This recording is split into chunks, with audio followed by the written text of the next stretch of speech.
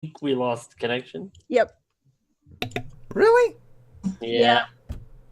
I didn't get a single warning. Hey, Nope. chat, are you It's here? back. I think it's back. Okay. Okay. Yep, there we are. I didn't I get a refreshed single it. message. All right. Let's keep going. All right.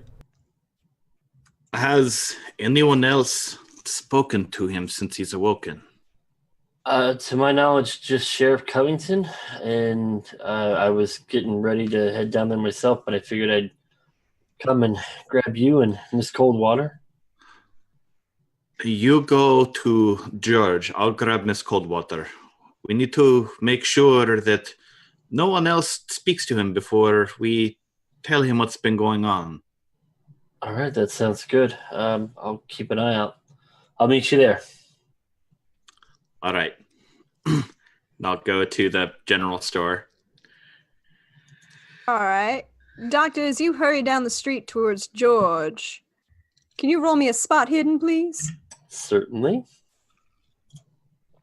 Oh, that is a fail. Pretty big Just fail. so focused. You're focused. You have a job to do. Your patient is your primary concern. And it's early. Sun's just woken you up. Probably not the most pleasant morning that you've ever had. No, not at all. Not after that wonderful dream. Wonderful dream. Dreams are wonderful things, aren't they? Certainly. So, Father, you're going to go get Maisie. Yeah. Maisie, it's early, but the father starts knocking, hammering on your door.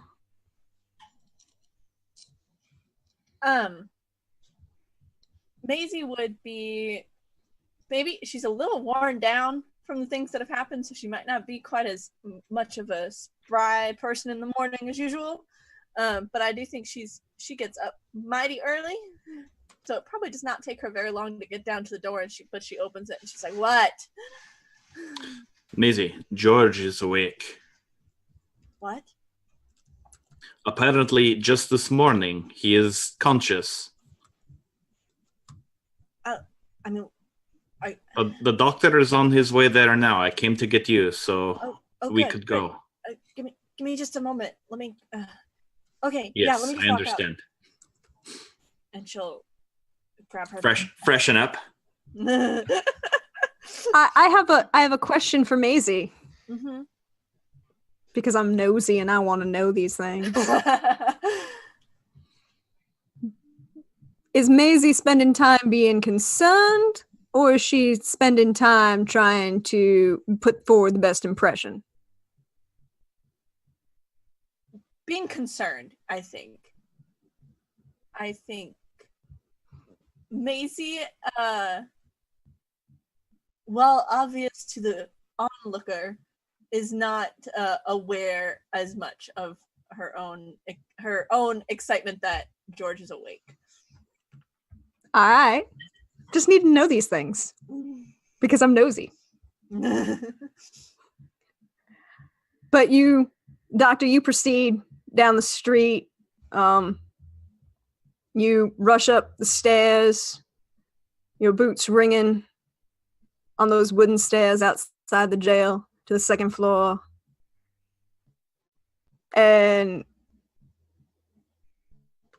you see the door propped open to George's apartment.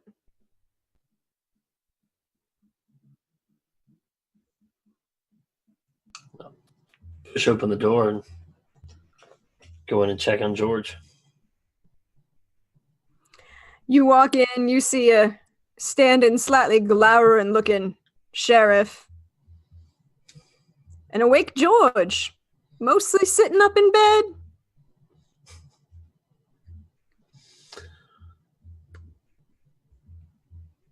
George, how are you feeling? Doctor? My head's a pounding. I think I'm gonna survive.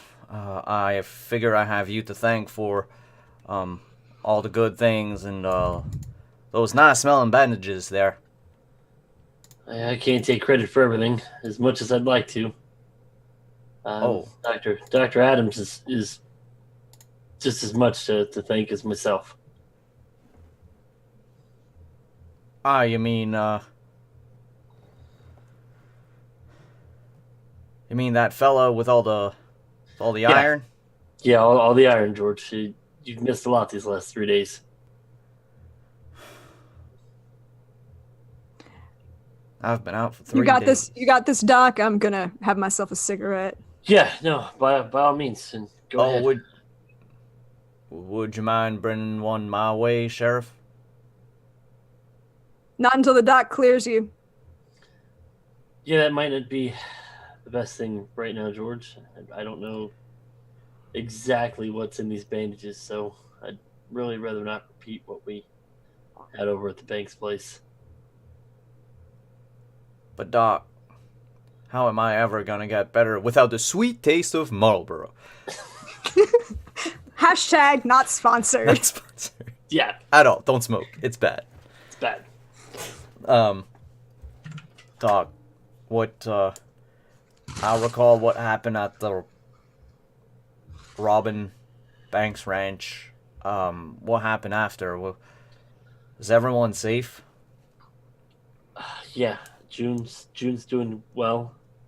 She's recovered, so we did her right and made sure she's okay. Good. Maisie's good. Oh, good. Uh-huh. The father, he's also doing well. We've That's also good. And George is gonna try to get up during that time. I'm gonna help him up as much as I can. Let him try and do as much as he can without straightening himself.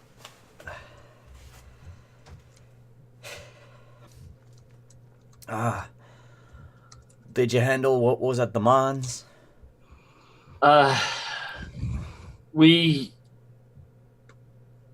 I don't know if we closed everything off or not. Everything was a blur once we tossed the dynamite at whatever that thing was, and I grabbed June and we took off over towards the banks. So we haven't come across any more of that from the mine, at least nothing that we've seen here in town. Yeah. I don't know if it was the weird whiskey that I drank that gave me those mind visions, but I think we should gather the rest of the posse, and I need to talk to y'all. I've heard them voices. Yeah, we had a chat with Dr. Adams.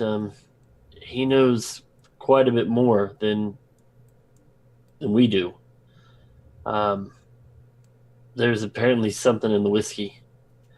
He seems to be pretty immune to it, which is downright surprising, seeing how, I mean, a sip puts you on your ass, George. Wait. And he was drinking this like water.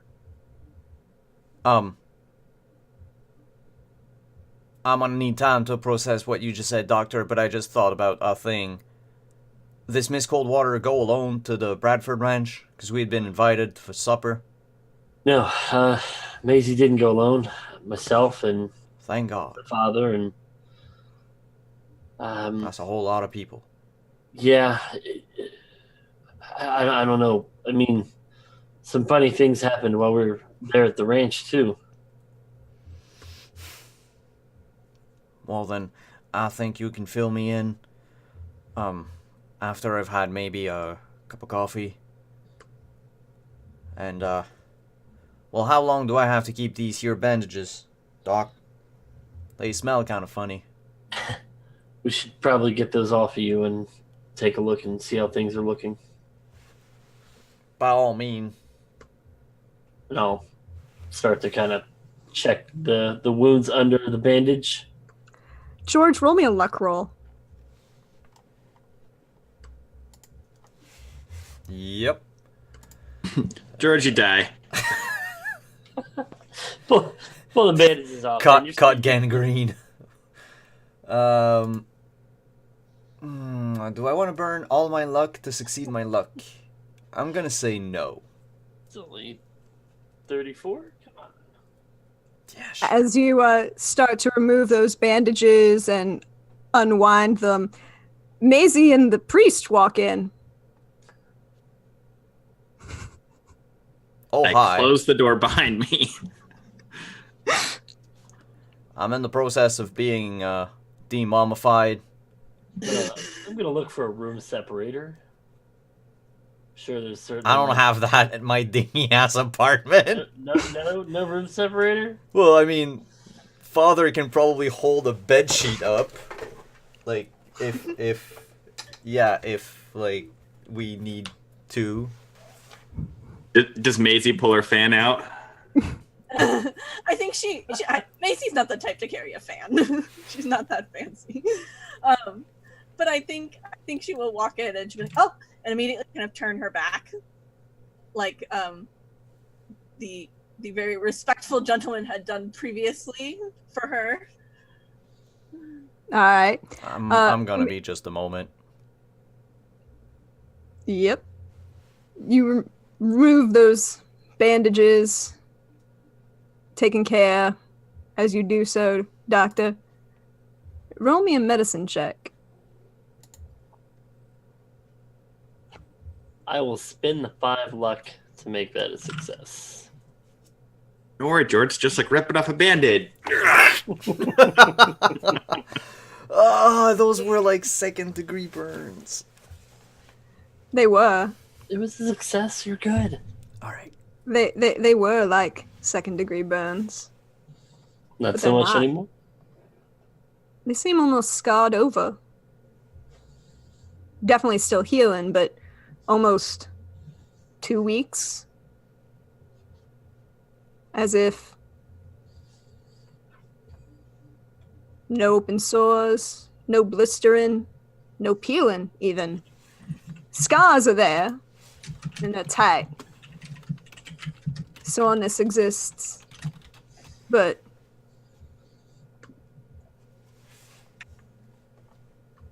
you don't see any open wounds. The cut from Joshua Covington's knife that you stitched up so well. You're looking at that going, you should pull those stitches out. Yeah.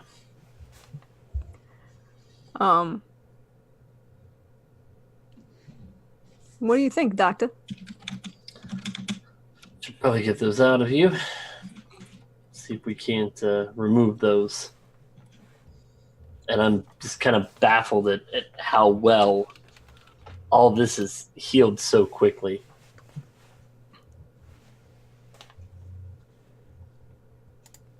Alright. Do you say anything? Just, I'll ask George if he remembers anything from when Dr. Adams was in here treating him. I don't remember a spinning wheel. So I'm just gonna do that right away. Because we got a donation from Zodwick. Thank you very much. And it's a boon. We all Ooh. get advantage. I like that. Thank you so much, Zodwick, for giving us back our advantage. And giving some new people advantages. Well, people that didn't have it.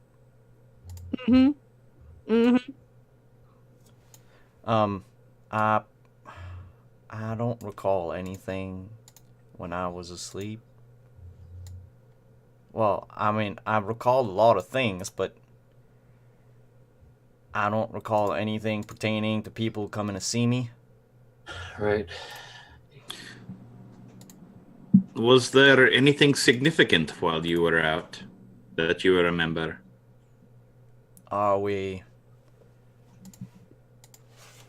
by ourselves now? Yep. The priest and Maisie would have noticed Sheriff Covington see you all approach, smoking a cigarette, then turn as if he heard something and walk inside the jail. All right.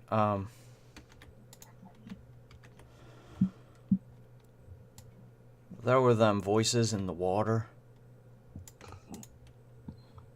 So,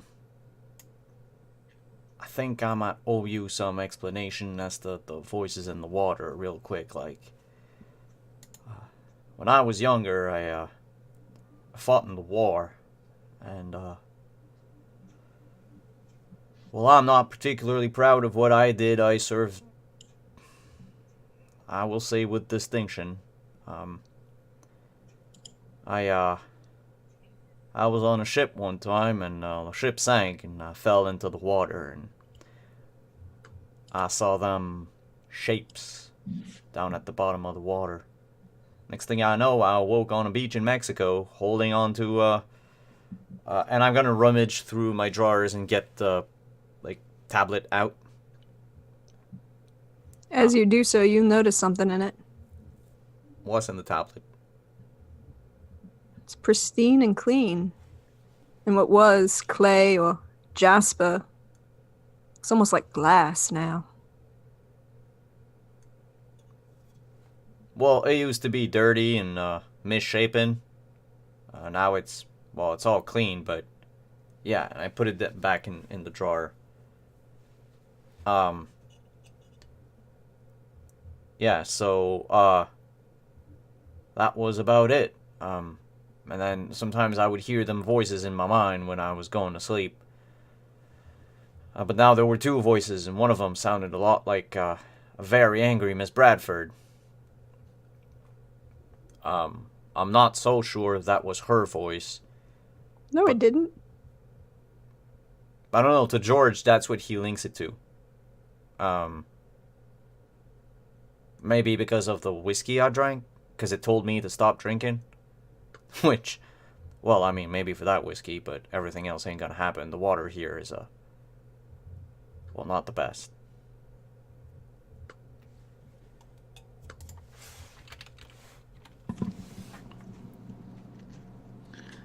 Oh, yeah, and the voice said I was hers, or his. Yeah, there was one of the voice that claimed him as their toy. I don't know what that is, but they said that, they claimed, I was claimed as his. So it sounded like an angry masculine Miss Bradford. My bad. But, I was gonna say a thing. Oh, yeah, it told me that it was because of the whiskey I drank. So, it seems like I'm spoken for. And as I say that, George is gonna glance real quick at Maisie. Has Maisie turned around yet? Has she gotten a signal that she can? Oh, shoot, you can turn around back, Miss Coldwater. I'm all dressed up like. Sorry, I just didn't want to, propriety and all that.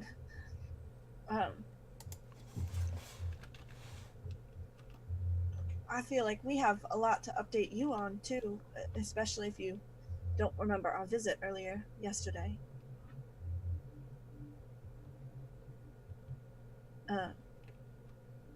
There was a woman that came to town looking for you.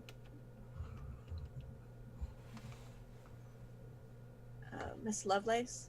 She said that she has gotten a lot of letters from you, although, given my position, I don't recall any of these such letters. I don't recall knowing a Miss Lovelace either. Oh, good. I felt like something was off in the situation. She seemed a little comfortable with you, if you don't mind me saying so.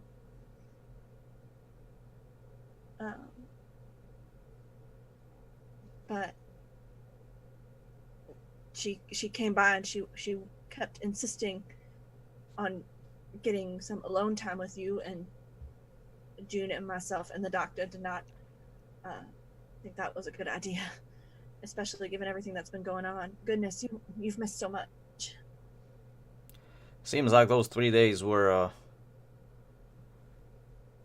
full to the brim with adventures and excitement, or I should say doom and dread in this instance. Boy, am I glad to be back. I'm glad to have you back. Uh-huh. I'm not real presentable at the moment, but if you would excuse my looks, my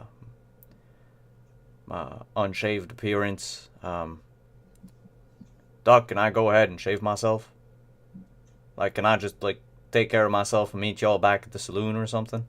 You should be good. Before that happens, might I have a moment alone, George? I don't have anything to confess, Father, but I have something to confess to you. please go right ahead. Well, I mean, I'm giving signals that the others were to leave because you wanted us to be alone. Yes, if you don't mind, Dr. and Miss Maisie. So the doctor and Maisie are gonna head out to the saloon or somewhere else?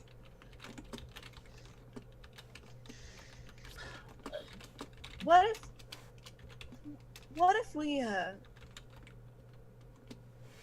if we meet you at the store? Oh, the store is fine. I can go to the store. Since it sounds like we all have a lot of catching up to do, and I think it best that we try to avoid running into Miss Lovelace until a more opportune time. I agree. It's good to see you awake, George. Well, it's good to see you too, Maisie. I mean, Miss Coldwater. I'll see you soon. Alright. Father, keep an eye on him. We don't need him getting in any more trouble. I'll do my best. And she turns with the doctor. Head out. Blushing or not blushing? What are we... Very important. Use your imagination. She's blushing. George, what was the last thing you remember before you fell unconscious?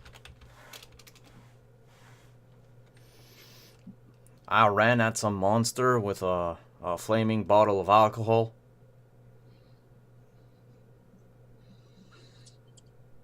Sometime after that happened, I had a vision, or a dream, as you might say. And you were next to me. And there was a reptilian person coming towards us in the desert. And they said they were after your soul.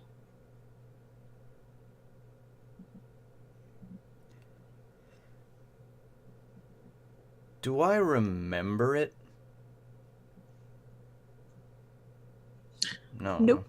That's it. Because You didn't see that. Yeah.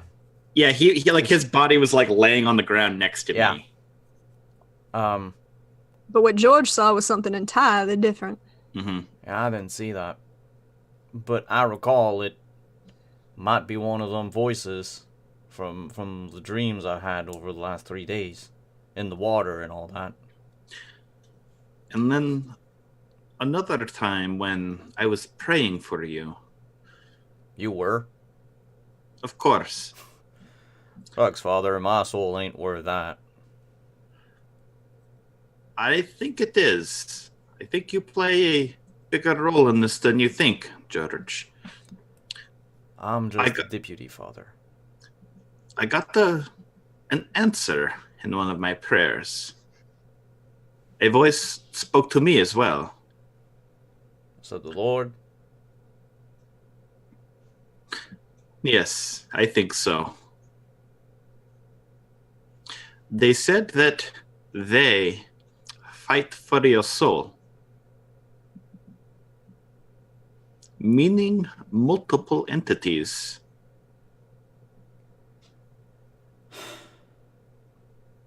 Well, that's just it. I'll be darned. There's like all of them people fighting for my soul, and yet there's only one person I give my soul to. That's Who is that, George? What? Who did you give your soul to? I didn't give my soul to anyone. My soul belongs to me at the moment.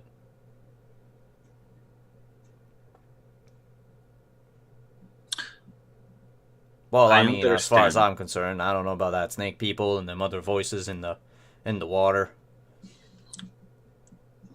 I just thought that the matters of spiritualism would be best kept in private. For now. Oh yeah. Oh, definitely. Between you and me, Father, if it didn't come from you, I would think I was going crazy. None of us are crazy yet. You say that, but I did just run at some invisible monster with a flaming bottle of alcohol. And you still don't think we should alert the town? I think maybe we should put that decision to a vote. Perhaps, maybe just the sheriff? Or... I'm gonna be in enough trouble with the sheriff as it is. How about that fella with all of them weapons? I believe he already knows what is going on here. Well, then in that case, I don't know. I would like you to speak to him sometime as well. He is very interesting. He kind of gives me the creep. Do you know him prior to this? His coming to Four Corners? I've only known him since that poker game the other night. And I mean, it wasn't going well for me.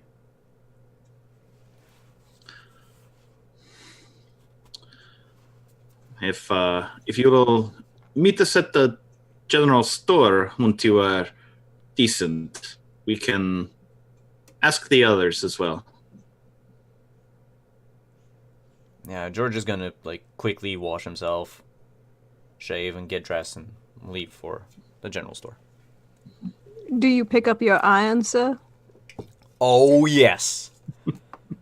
Screw that valve piece and all that. I mean, I pick up my iron, I pick up all of them weapons that I have. Which is my pistol. As you put your hand in your pocket, finishing yourself getting dressed, pinning the star to your coat, you reach into your pocket and you find money. Oh, I made money. In fact, all the money you lost in that poker game.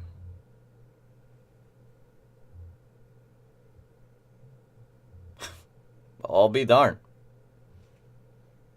I'll look to the ceiling and I'll just shake that wad of money and say, "Thank you, God."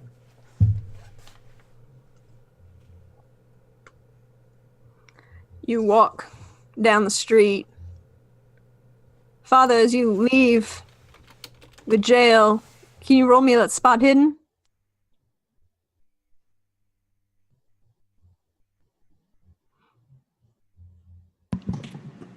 I see everything. Well, you see a lot. You see that it's still real early. Most folk aren't even up yet. You see the sheriff in the jail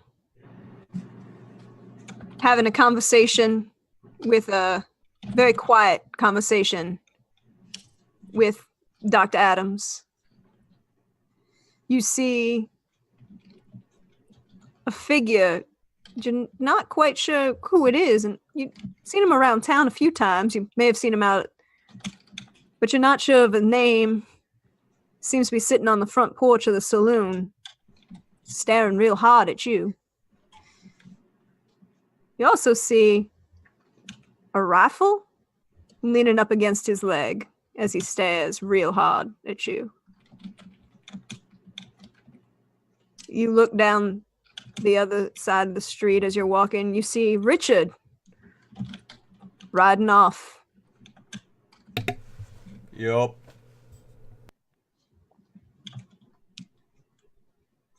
He acknowledges you, but doesn't stay to stop or talk. He just keeps going. Oh no, to Richard, that was a whole conversation. Richard and I have had a longer conversation than that.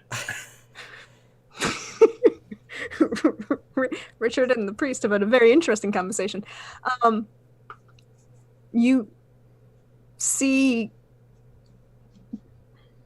a couple of other figures going about their day,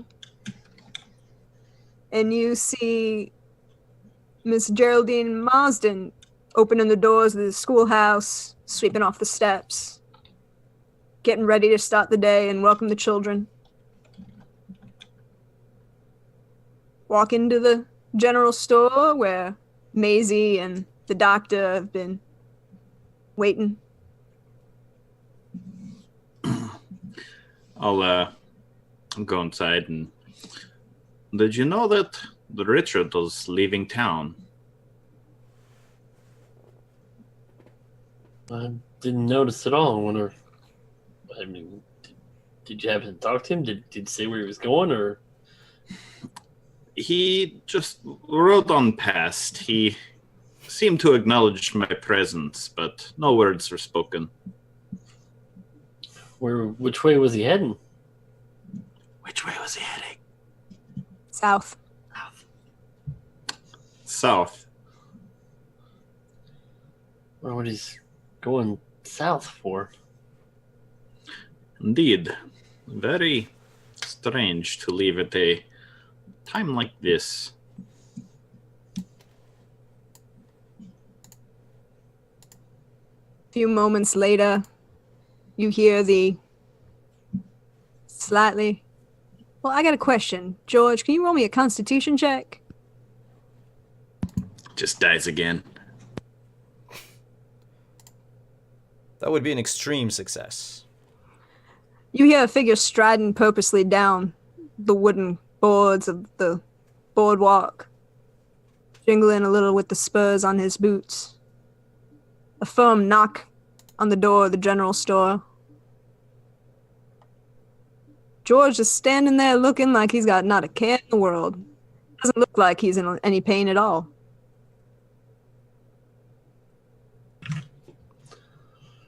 How are you feeling, George? I ain't never felt better in my life.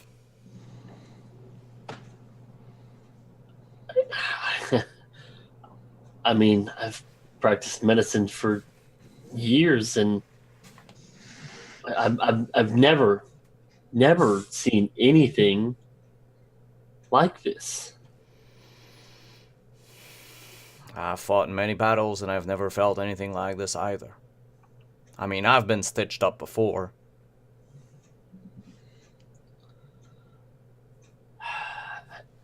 Well, I have you to thank, Doctor, for that, and I extend a hand.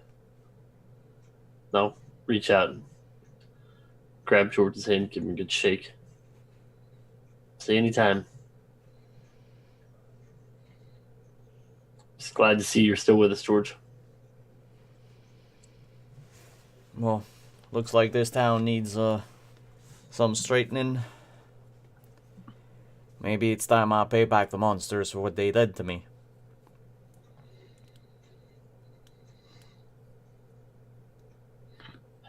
Instead of paying back the monsters, perhaps we locate who is behind all of this. That could be a good idea, Father. I don't think I would be of much help at the moment. I lost them 3 days. What have y'all been up to? We were invited to the Bradford Ranch, where we had another strange occurrence. We were attacked by firebugs in the night. We're pretty sure. It seemed to be a dream, but we all shared it.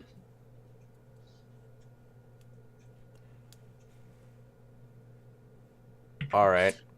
And there were also the same symbols on the walls in the study as were on the bottle that you drank. And we know from not our doctor, but the other doctor, that more about those bottles, at least. We have an actual proper translation. Obviously mine was a little bit off. And as much as that seemed like a dream, the burn marks on my neck and on my arms seem to indicate otherwise from those bug things. I'm so sorry you got burnt, Miss Coldwater. I mean, I've had worse from the sun in the desert, but it wasn't fun. I figure. So you think the Bradford is behind this? Why would a poor widow just go about and start bringing them monsters about? We're not entirely sure that it's her.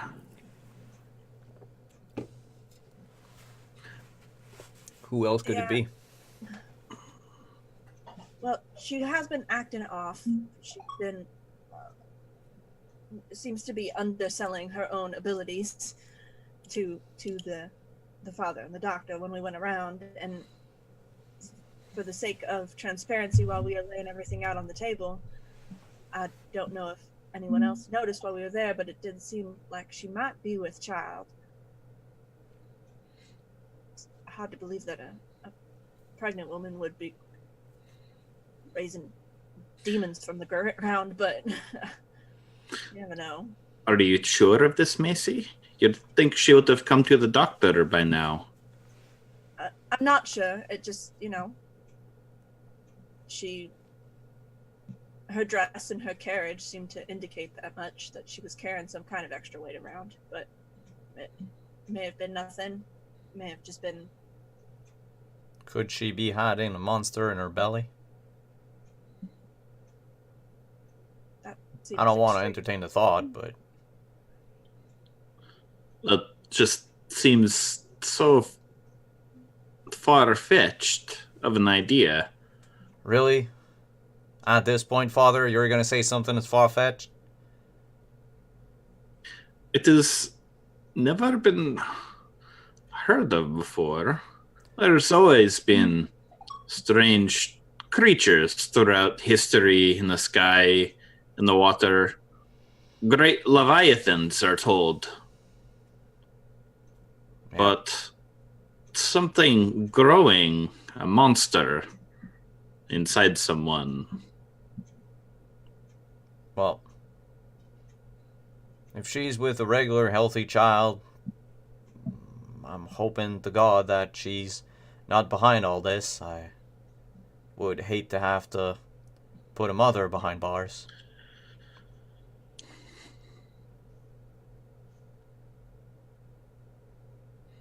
Well, even if she were to be the she in all of this, which still seems far-fetched to me, I've known her all my life, but there's still the he, and it's not Mr. Bradford. We put him in the ground.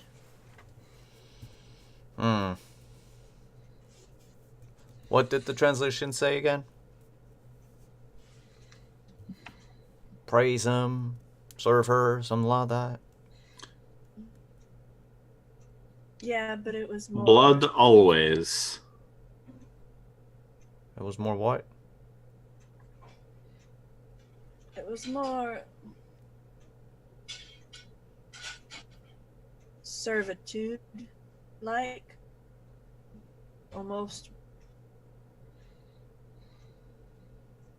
religious, in a sense. Kind of giving yourself over.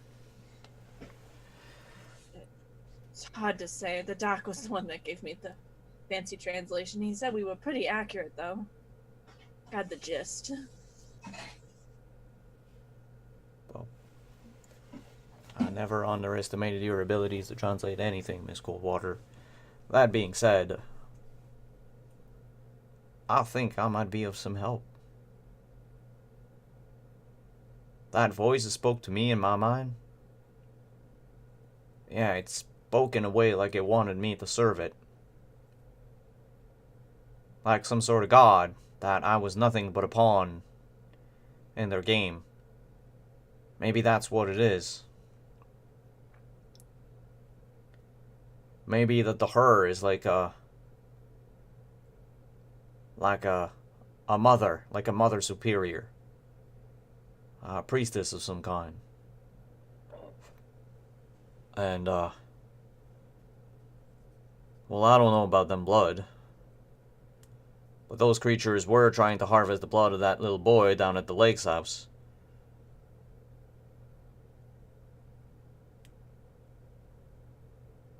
I mean, feel free to tell me if I'm wrong. I've been wrong before in the past. It just seems that, I don't know, everything is too much of a coincidence. I mean, we saw another one of those creatures from the lake's house. Or some creature. I don't know, it's hard to keep track of which one's which anymore. At the Bradford Ranch. Started blood stuck in leech kind of thing.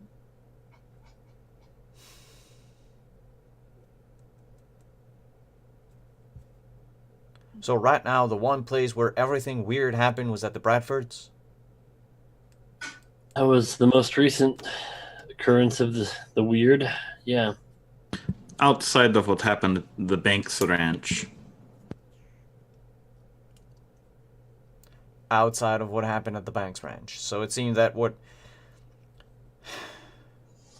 It almost seems as if it's maybe originating from the Bradford place. Or it's only targeting ranches. Gosh darn it, I got it! It's a cult of vampire horses.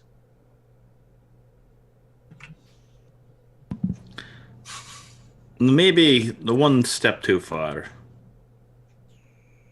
At this point, I'm not going to step in and correct him. We'll roll with that.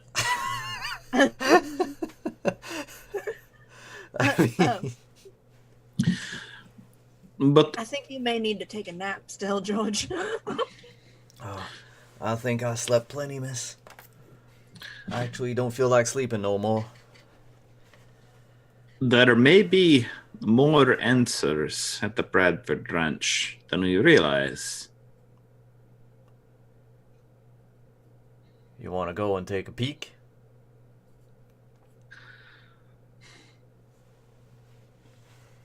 It might be difficult for us to peek around. She has many ranch hands. I just might have an idea. You're not gonna like it, Father, but... A wellness check.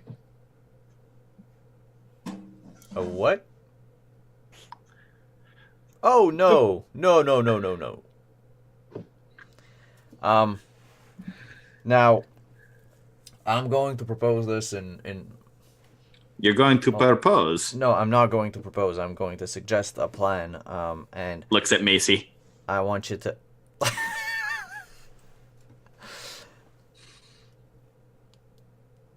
I want you to understand that I'm not talking from experience necessarily.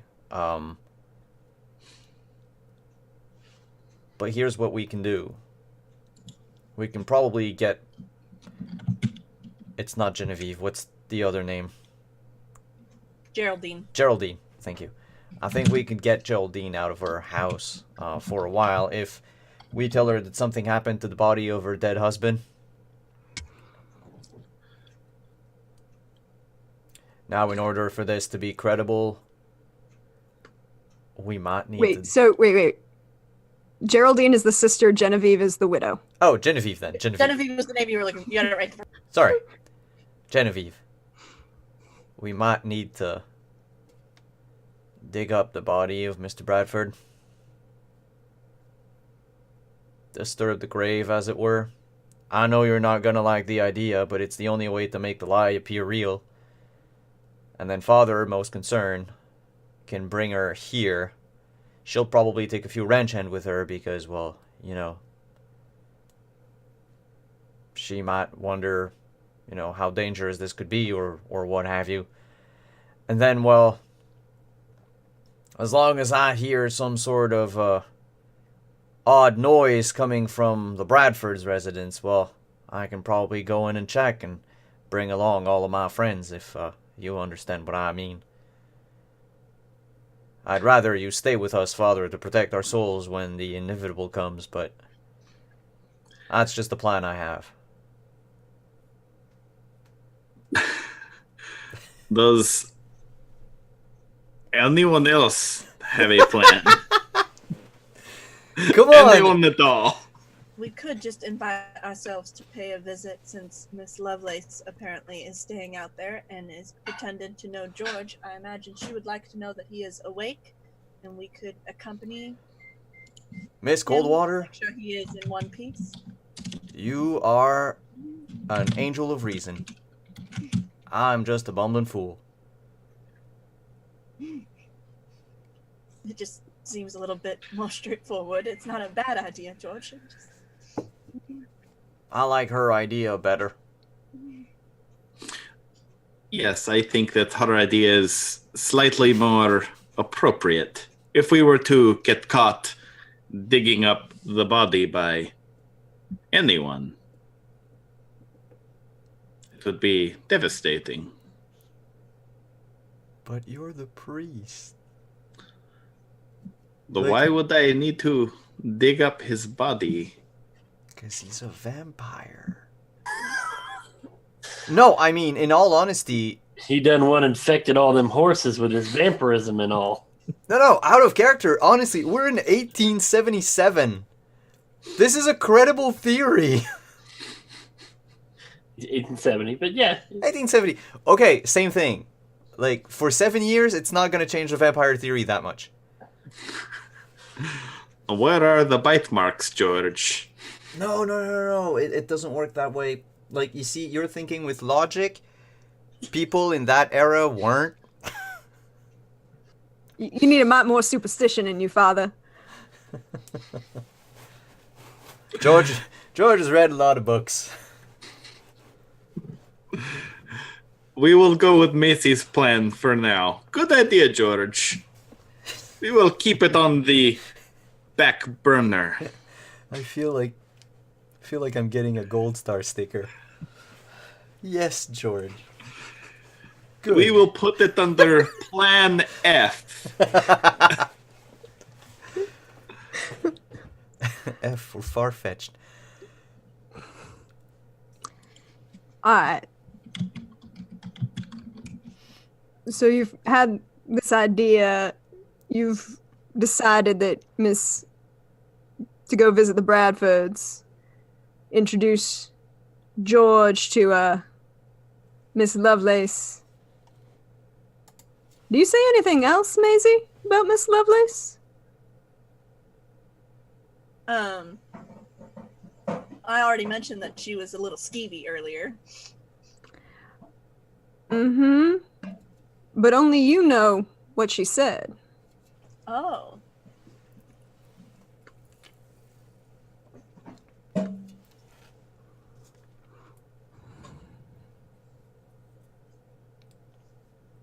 I think Maisie would share just I do think that we do need to be cautious of Miss Lovelace. Wandering right up to her seems like don't mind me saying, like a ballsy move, but directness might be necessary at this point.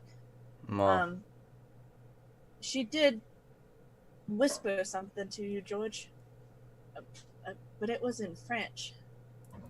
I don't speak caught French. Enough of it. I caught enough of it to be able to ask. But translation helped, but not enough to know exactly what she said. But it was in a condescendingly loving tone. So we might want to figure that out first.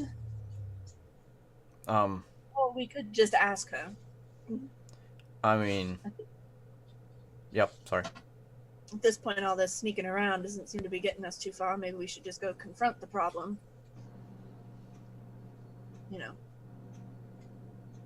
I'm thinking the same. And in all honesty, people passing for other people in life and deceiving others are somewhat dangerous people. I think we should confront her the sooner the better. But make sure y'all are packing and ready. I don't know that Lovelace, and if someone's condescending towards me, it means it's probably someone that I've angered or I've wronged in the past. Just to make everything clear, I'm not married, right? I've never left any wife somewhere that she would have traveled through the entire country to get me. That is not the case. That is good to know. I mean, maybe if I were to describe her to you, it might ring a bell, though. Actually, yes. What did she look like? And Maisie describes her to him. Because I don't remember. A taller, striking woman. Very beautiful. With long, dark, curly hair. In a widow's full mourning. Light-colored eyes.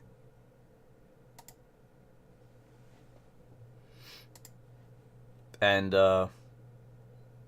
George briefly goes visibly white. I would recognize the description. You would. Alright. Yeah. He is, for a short moment, visibly unnerved. And on that, we're gonna take a break. Come back in about 5 minutes. See you later, everyone.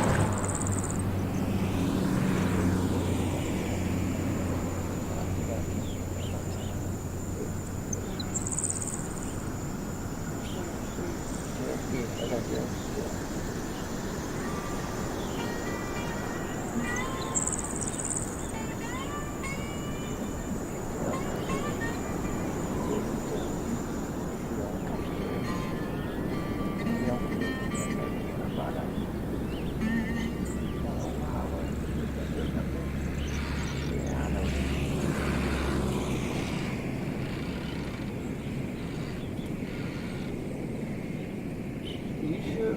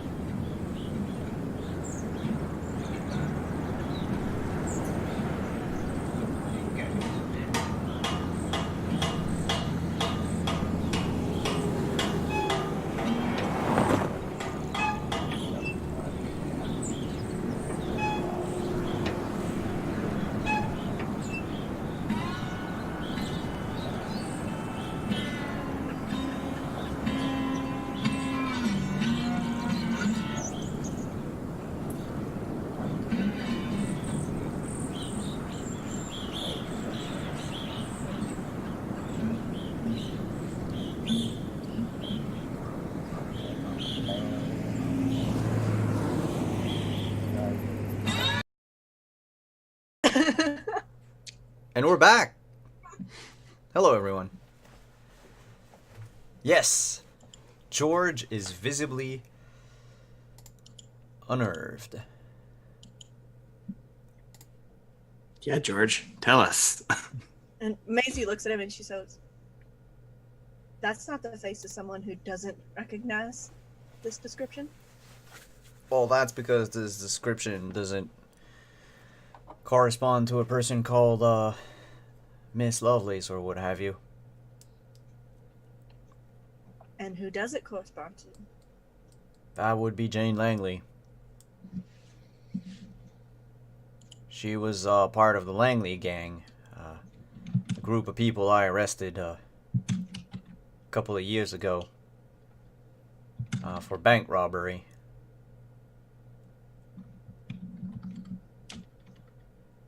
I reckon she's out now, and she's probably out for blood. Then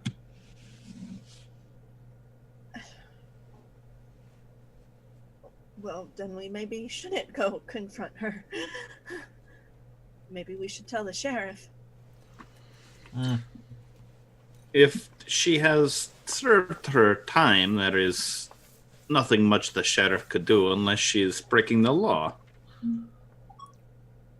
How would she know about us? She knew a lot about town, and she knew who I was. Her apparently cover story was that you had sent her letters, and that's how I knew that something was off. I never did no such things. Maybe somebody else in town is feeding her information? I mean, it has to be. That would be one hell of a coincidence that I end up in a town where someone knows Miss Langley and is also sending her information about my whereabouts. I don't have any other real explanation, but if you're not sending letters to her and none of us have sent anything to this person, I mean, that's the only other logical explanation that I can come up with. Yep. And, I reckon Miss Coldwater is right. I should go see Sheriff Covington. I know he wanted to see me about, well, Miss Lovelace, or Miss Langley, or, yeah. If you don't mind, I'll take my leave of you, and, I'll come back in a few moments after I've conferred with Sheriff Covington. Is it smart for you to be wandering around by yourself? Do you want to come with, Miss Coldwater? I mean, I'd gladly come with you, but I don't know if my backup was what I was thinking. I don't need no backup. I would welcome the company. Oh, all right then. And I'll put my arm, offer you my arm. And she'll take it nervously.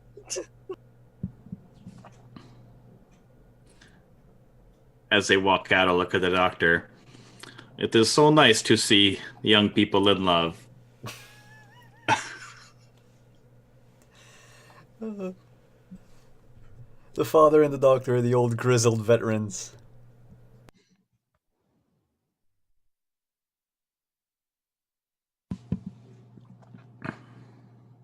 You walk down the street. It's still early, but folk are starting to rise. Mhm. It's pushing like 8:30, 9 o'clock. You hear a bell ringing. See Geraldine Marsden standing on the schoolhouse steps, ringing the school bell, calling children to class. You feel the heat, the sun, dry desert air. You walk in, down to the jail. You see Sheriff Covington standing on the porch of the jail, leaning against a pillar. You also see Dr. Adams standing next to him. Both of them are kind of staring at the two of you. Morning, gentlemen. The sheriff responds, George. Miss Coldwater. Pleasant morning, isn't it? Reckon it is. You see Ben hold out his hand like this to the sheriff. See him sigh, reach into his wallet, pull out a couple bills and hand it over. Turns and looks at the two of you, goes, you couldn't have waited 2 more days? What are y'all jammering about? Absolutely nothing, George. Absolutely nothing.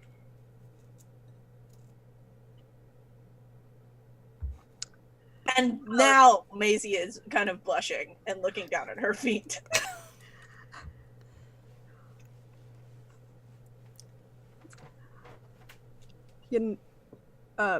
George just winks at the two men. And the two of them just kind of shake their heads. Miss Coldwater, I apologize. I need to relieve you of your escort. I need to have a conversation with George about sheriff business. I believe George had something business-like to talk about with you too. So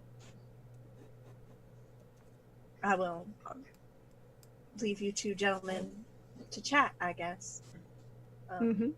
I'll be just a moment, Miss Coldwater. I can always wait for you back at the store, Mr. Brooks. Dr. Adams turns and he's like, well, would you like me to escort you, madam? I do need to pick up a few things, apparently, at your place of business. I actually had a brief question for you too, Doctor. All right. The camera for right now is going to pan away from George and the sheriff as we follow the doctor and Maisie up the street back towards the store.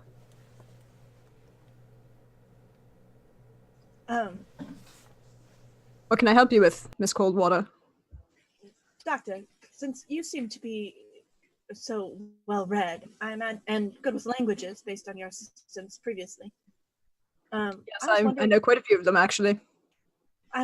I was reading a book the other day, and there were some French passages that I couldn't quite make out. Conversation between two people, and I was wondering if you would translate it for me, if you know French, that is.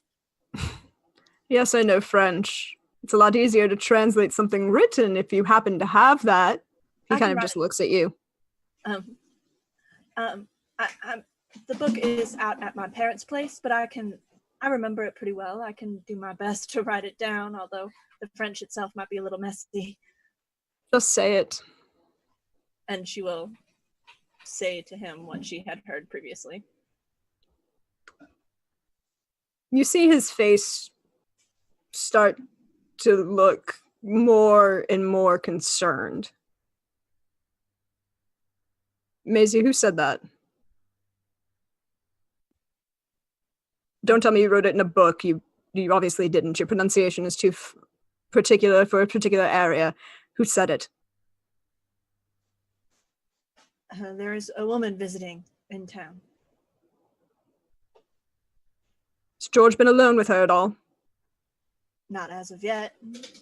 Best we can prevent it. And he is aware of her now that he is up and about. Are you going to share with me, or am I going to have to? No, I will definitely share with you. It is to your own benefit and to your own safety that I say such.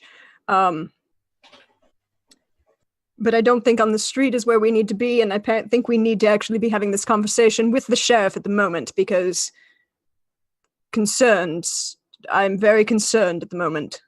And he seems to subtly shift you and is looking visibly around the street. He's keeping himself between you and anything from the street and pushing you towards the inside, closer to all buildings. Oh, okay, I will follow your lead, Doctor, but we should tell Doc Anders and the father at some point. They are also aware of the situation, and so they might be in trouble too, I guess. Where are they? Did the two of them say where they were going to go, or did she just kind of leave them back at the store?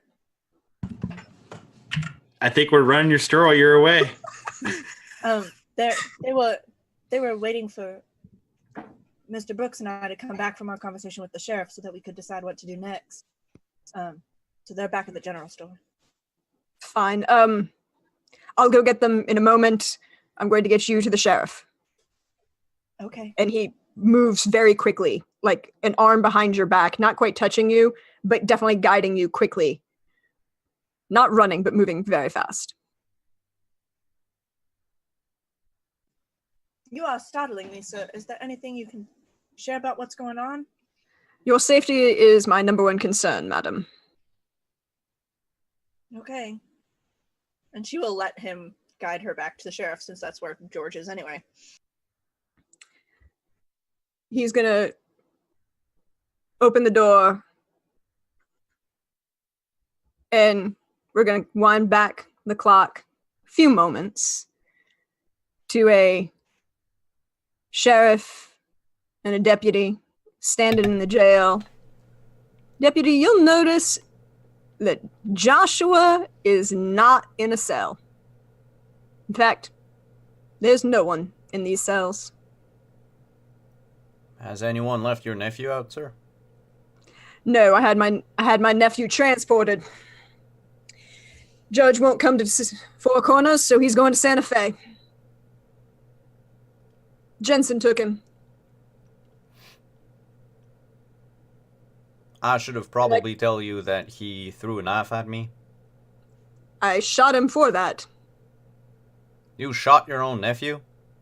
In the shoulder. Fair.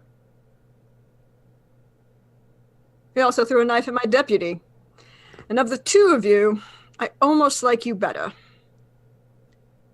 But would you like to tell me about Jane Langley? The bank robber?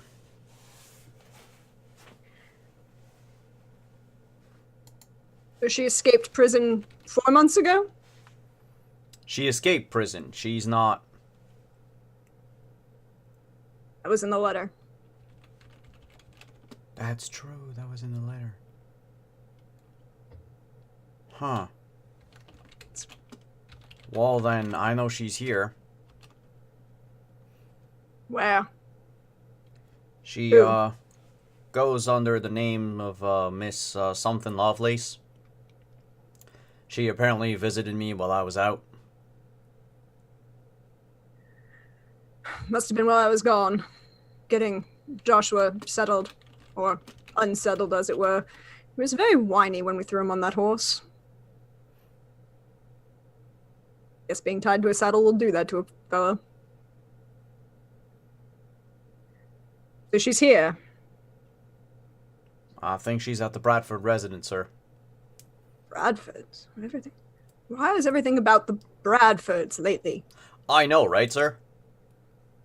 And at that point, Dr. Adams and Maisie walk back in. And Dr. Adams looks at the two of you and says, "Excuse me for a moment, gentlemen. Miss Coldwater's safety is my number one concern. She's going to stay here while I go fetch Dr. Anders and father." And he literally just walks right back out of the room. I look at Maisie. I look at the doctor. I look at Maisie. Well, the doctor left.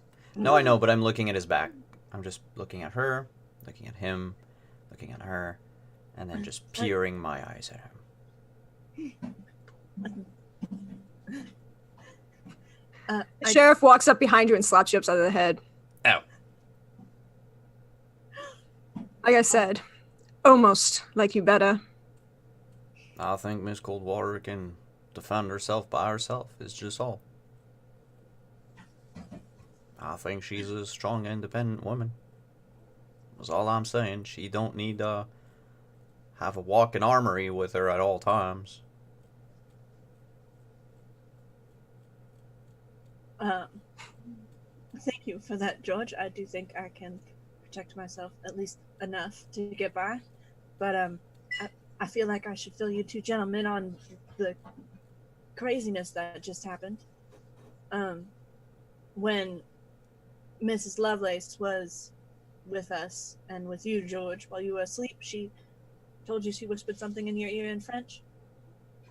Uh-huh. I know that Doc can translate quite a few languages, Yes. I believe, so I had him do so. And apparently whatever she said made him very nervous. He hasn't shared with me what that is yet, but he immediately told me that I needed to be back here, that he needed to collect everyone. The sheriff should be aware, so... Alright, well, I think... I've yet to know Ben to panic at anything. If he's concerned, there's actual reason for him to be concerned. It was pretty noticeable concern, too. It wasn't a casual, oh, that's not good. It was a, let's get the hell out of Dodge. Oh my. Did she put me under a spell or some such?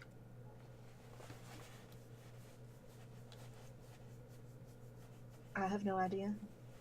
Like I said, he didn't explain. And I don't know the French well enough. I freely admit that's not a language that I speak either. We're gonna cut away to the general store. Right before I'm gonna spin the wheel for Katie. So thank you for your donation, Katie. And here's what it gets you. Or what it gets us is a rest. Ooh. We'll hold that, and it'll come into play in maybe a little few seconds. Rests are very important in this game. Mm-hmm. So in the general store, like the father and the doctor, they're just like cuddled in a chair together. Is that- Napping. yeah. Both of the old men napping in rocking chairs on the porch of the Yeah, general they're store. on the porch. Mhm. And not upstairs. They're on the porch of the general store. Sharing a And rocking rocking chair. chairs. Just one. Interesting. Ah, old love. Interesting. Don't think so. But striding in purposely, you both see Dr. Adams almost not quite running, but moving at speed. Opens the door. He is visibly concerned. Dr. Adams, is something amiss? Yes, I need the two of you to come with me. At the moment, we need to get back to the general, to the jail. Your security is important. Very well. Do you have any weapons on you, gentlemen? Just my pistol and my knife. You Just might want to my make faith. sure the. Well, I'll definitely make sure that I'm not. Yes, I'll put my faith in something a little bit more concrete, if you don't mind, Father. You are free to live how you wish. It has gotten me here thus far. Faith's not bad. What men do in the name of faith, I have some problems with. But faith itself is sometimes enjoyable. Let's go, gentlemen. And before we leave, I'll get under the counter and grab Susie from Miss Coldwater. She might be remiss if we left that. Shotgun. Good idea. Let's go, gentlemen. And he's standing, visibly scanning the street as he stands there. And I'm out the door. Is the guy still sitting on the porch staring at me as we walk past? Roll that spot hidden.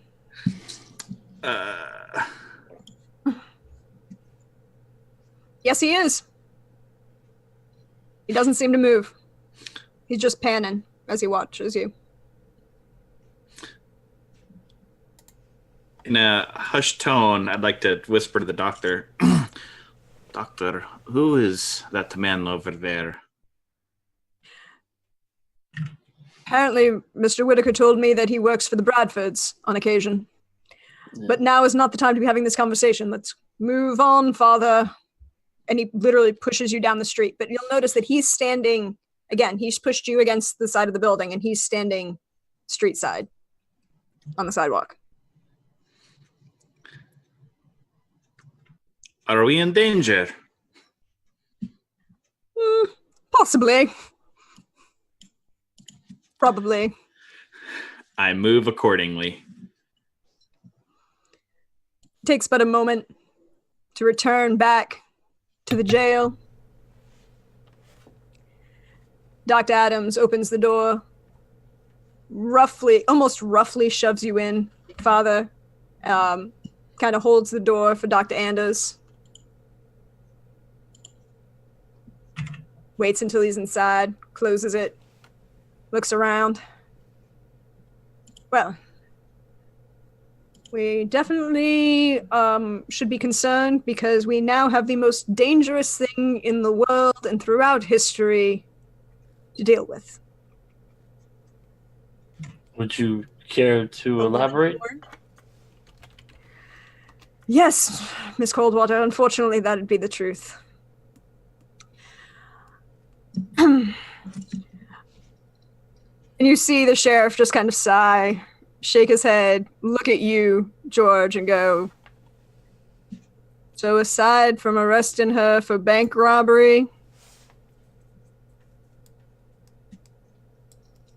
I might have infiltrated the group for an extended period of time. That was my MO back then. I was working as a bounty hunter. I know it's not the most noble of professions, but it's a profession where my skills were in high demand. And so I might have gotten... And he will look guiltily like a sad pupper at Maisie and say, I was noticeably impressed. I might have gotten close to Miss Langley. And that's why I'm looking like a beat pupper. yeah. So there might be a bit of that too. Hence, I figure why,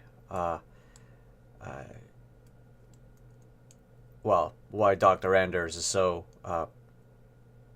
taking all of them precautions with you, Maisie, Miss Coldwater. That's because, well,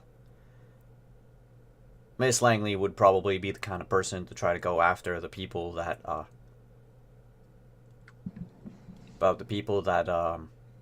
are dear to me. I feel like we should have this conversation in private, myself and Miss Coldwater, and not with an entire crowd looking.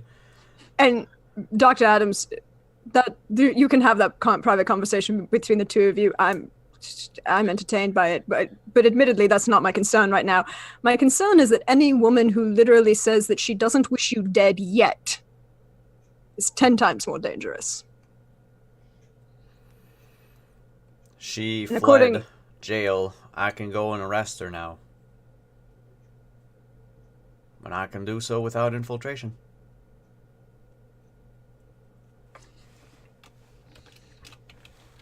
So she fled the jail because what she says, or the French that she said to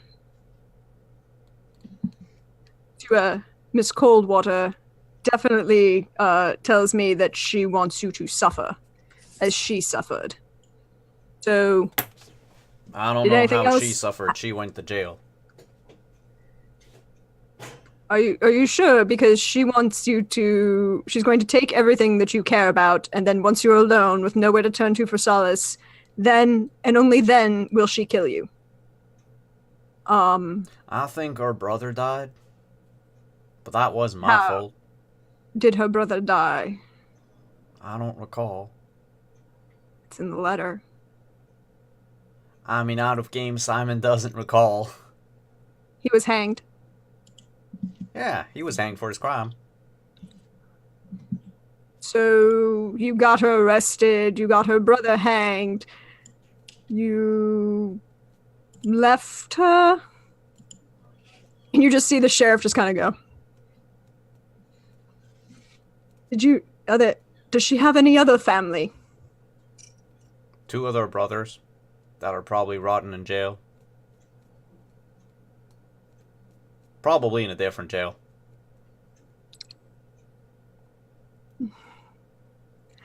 I'm mildly impressed at your dedication to get a woman to be angry at you. I put people in jail all the time, sir. None of them have come back with a vengeance such as this. She wasn't the first woman I put behind bars either.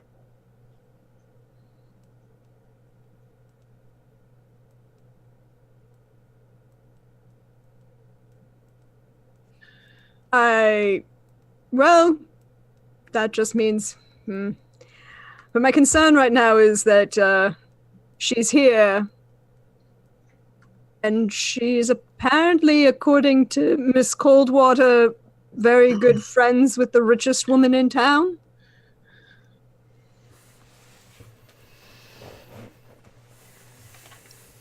Reckon she is. Yes, Father? Did you have no emotions for this woman? I never really had any emotions. I mean, there might have been a little bit way back when, but... What kind of person are we dealing with here? We're dealing with a bank robber and a possible arson.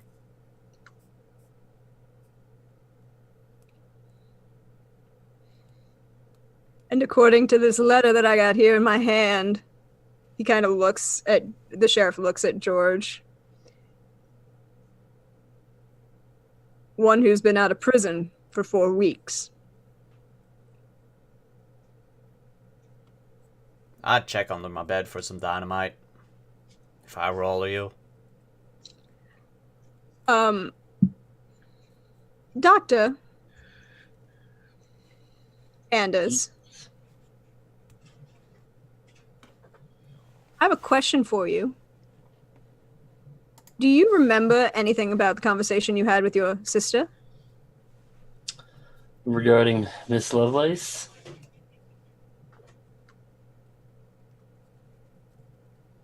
Yes.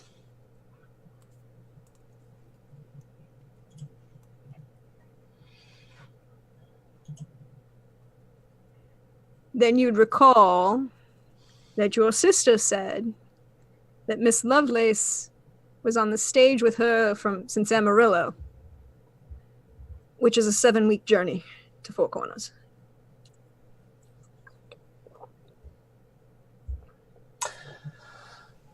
So she's been out of prison for 4 weeks?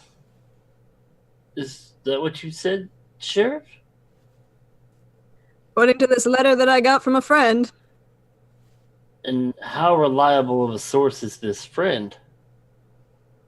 Well, he's the sheriff of another town, and he was writing to inform me about her release and her possible anger at George and looking for another gentleman. George, whatever happened to Jimmy Patterson? That's a name I haven't heard in a while. Well, apparently they can't find him to tell him that she escaped. What town is this gentleman a sheriff of?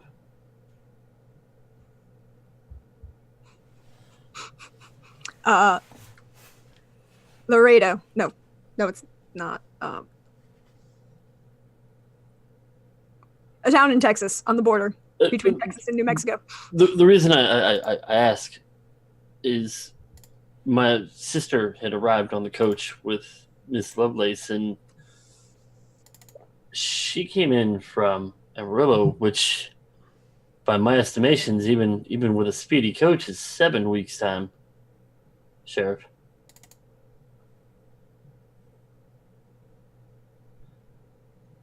You trust your sister? With my life. Then are we sure this is the same woman? I mean, the description that Miss Coldwater had given sounds to be right, and I'll describe her as well, just to reiterate. I mean, sounds like the same woman, but I'm assuming she's staying at the saloon. Perhaps we should go check. This is your town and all, so. Yes, it is. Yes, it is. George, you ready to go back to work, or are you going to continue napping upstairs? I want to get back to work. How would this woman know the Bradfords? I have no idea. Because that's who she said she came here to see and to stay with, and I do believe Richard mentioned needing to take her out there. So it's not like she is a surprise to Mrs. Bradford.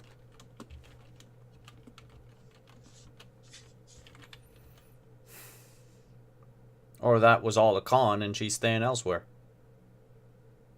But if Mrs. Bradford told Richard to fetch her, then at least they do know each other in some way. That would make a whole lot of sense, and it would make Miss Bradford even more dangerous than I thought. We need to have a conversation about Miss Bradford, apparently, George. But, Deputy, apparently we're going to work. We are. You said she's staying at the saloon, Maisie? Last she mentioned she was going to stay there, but she also talked about needing to go out to the Bradford Ranch today. I don't know where she is now. She's either at the saloon or already on her way. Sheriff, might I interject? Do we have someone, I mean, perhaps maybe Mr. Reed could stop over by my office and check in on my sister and the children? I will definitely we'll...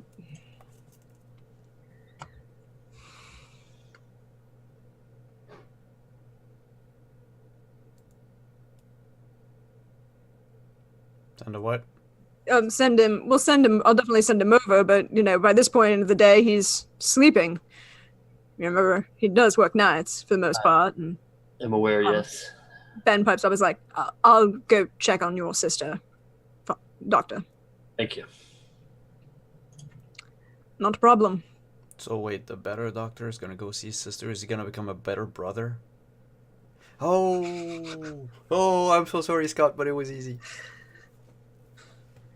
Nah. Not as easy as shaving your head, apparently.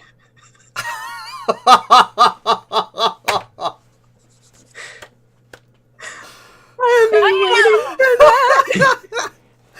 Oh, that. Yep. Never getting invited back to anything ever again. No, you just made sure you were invited back into something. Yeah, you pretty much guarantee that you show back up on Simon's channel once you can get like a really good dig in at the right person at the right time. Welcome to Wandering DM and our wonderfully complex friendships.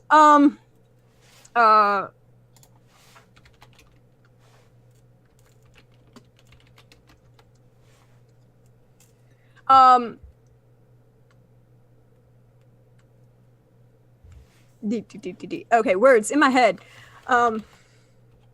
So Dr. Adams is going to go check on Isabel and the children. Maisie, Doctor, Father, are you joining the sheriff and the deputy to go arrest Mrs. Lovelace or check on her? Yeah, I will be an accompaniment. I'll go to the bar, but I'll wait downstairs. Maisie would like to watch this. Just from a purely perspective that you don't like Miss Lovelace, or just the background now given with George, or a little bit of column A and B?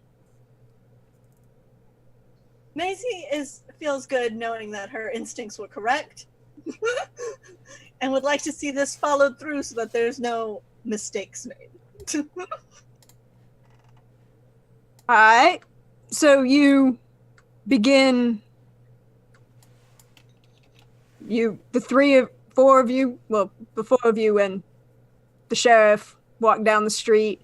The sheriff is making a point of keeping the priest on the inside wall and scanning the street. He's got an eye on Maisie, but Maisie, you've known the sheriff all your life, and he's known you all your life. He's aware that you can actually shoot and be a defense of yourself. He's just more subtle in how he's protecting you than Dr. Adams was. He's still a gentleman of his time. He'll let you take the shot and respect you for it, but he's not going to let you get shot in the back either. You walk into the saloon. You'll notice that Mr. Taggart's not behind the bar. It's a little early, even for the saloon. No one seems to be in the room. There's just again, that figure sitting on the front porch of the saloon, nods his head to you and good morning as you walk inside.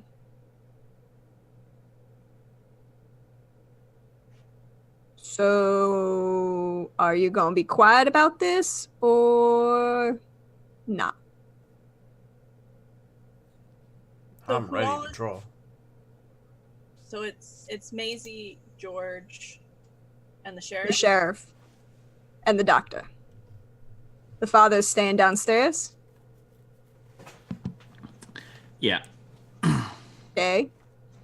So, George, are you being quiet up these stairs? I think I will.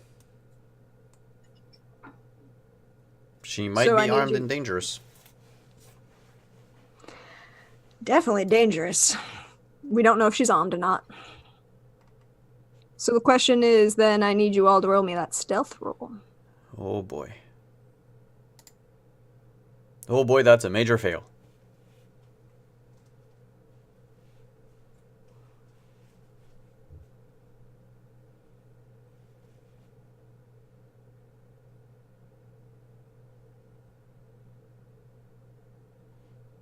So you need one from all of us. Mine Yep, is on I need them from all. Yours is what? Yep, that's a fail. I'm invisible downstairs. Apparently, you kind of settled into the corner and nobody sees you. Quietly. I lurk in the shadows. as you walk yourselves up the stairs, you see a door crack open, and you see Edmund kind of peek his head out, look at you, nod to you, George. See the sheriff just gesture again. Edmund nods, and again, he kind of reaches to his side, pulls a shotgun, hitches it, and is standing there. Kind of opens the door, closes it. You can all see he's not wearing his, he's got his like an undershirt on, but he's not wearing a shirt, and you can all see the large amounts of bone scars down his left side. He nods to the sheriff and George. The sheriff walks up to the door,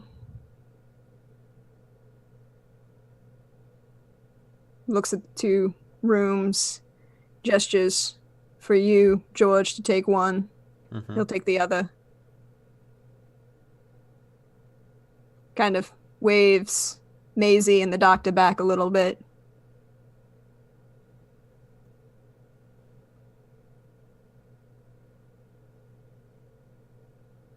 And kicks in the door he's standing in front of.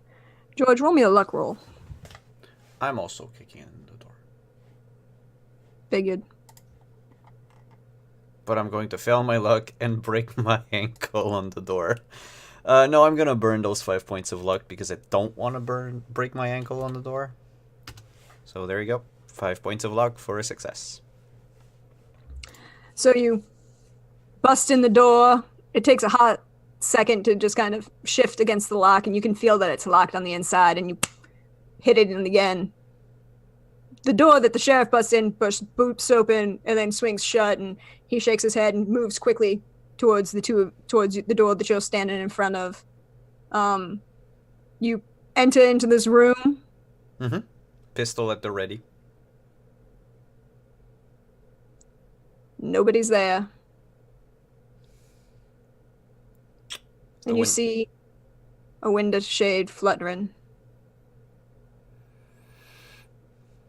I quickly run to the window. Looking down, you see a woman running down the street. We're in the Old West, right? Yep.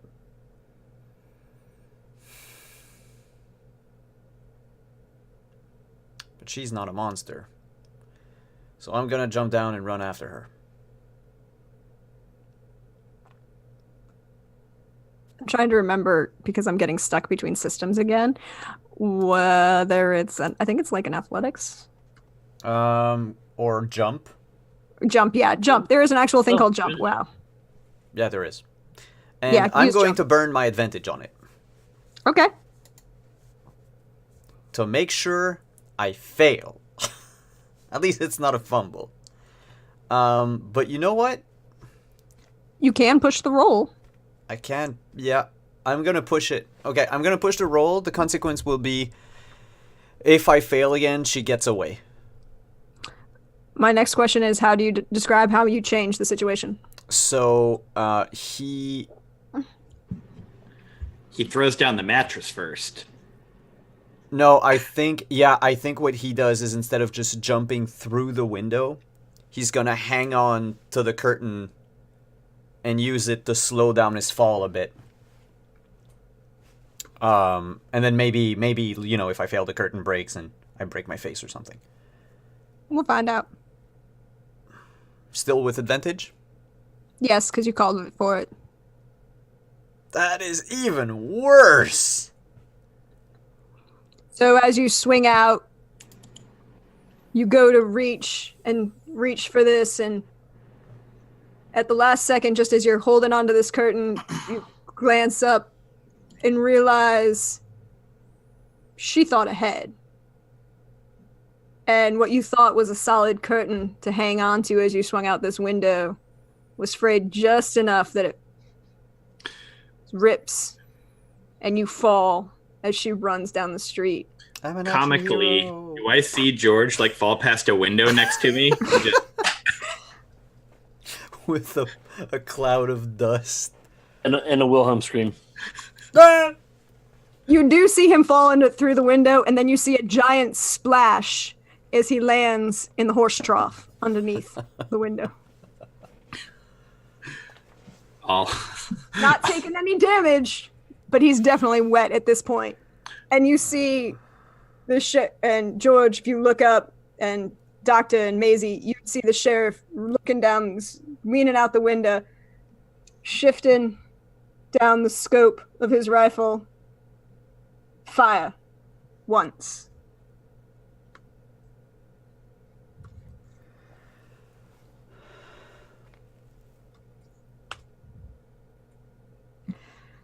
And you see this figure that's running away jolt and drop to the ground. And he shouts down to you, "Hey, George, you want to go arrest her? Or are you going to sit in that horse trough?" Will do, boss. And I'll just... and as I walk towards her, I'm gonna unload my revolver, clean it from water as much as I can, and load it back up. It's a Colt. It's a Colt Navy. Doing that will just pretty much shake it out, put the bullets back in. Oh yeah, that's true. It's not a... Yeah, those are cartridges, so... Yep. You see her lying on the ground, not 15, 20 yards down the street, with a bullet wound in her shoulder. Really good about shooting people in the shoulder. He is, actually. I'm going to administer first aid. Okay. And upon So you're seeing gonna this reach- sheriff- Okay, can you roll me a dodge roll Uh-oh. as she comes up with a knife? Hard success. You do manage to get out of the way, and she's swinging kind of wildly with it, in her offhand, because he done shot her in the right shoulder. So this way, sorry. George You know, is... George. Oh, go ahead. You know, George, I wasn't gonna kill you yet. The moment she says that, like, George's face just turns from his, nice, happy demeanor to just grim and serious, and I just shoot her in the front. Roll the shot. She's gonna try and dodge. Hard Do I success. see this? She doesn't dodge. Roll the damage. It's gonna be 10 points of damage. She's down, but she's not out. She dropped the... She's... Son of a bitch! Told Joshua we should have just killed you. Oh. I see your taste in man just went from bad to worse. I don't know. How's your taste in girls doing? Smash cut to Macy through the window. Actually, that is an important question. Maisie, Doctor, what are you doing? As the sheriff just kind of leans out the window, takes a shot, shouts down to George, and then steps back. I was going to head downstairs upon seeing she get shot, knowing that there's going to probably need to be some sort of medical attention. And so I'm starting to head down from the rooms. Mm-hmm. I think at first Maisie's like nervous and she's looking out the window, and when she sees Lovelace get up, she will bust ass downstairs with Susie since the doc was so kind to bring her to her. The two of you round the corner of the saloon and out the door, and just in time to see George shoot this woman center mass. Hear her make comments about you as she kind of spits on the ground.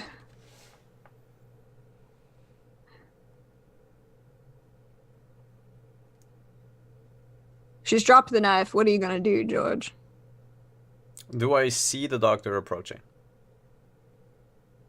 Roll the spot hidden.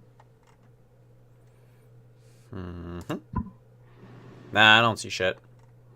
No, you don't see shit. You do hear your boss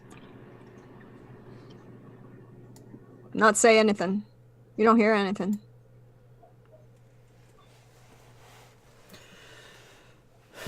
All right, I'm going to pick up her knife.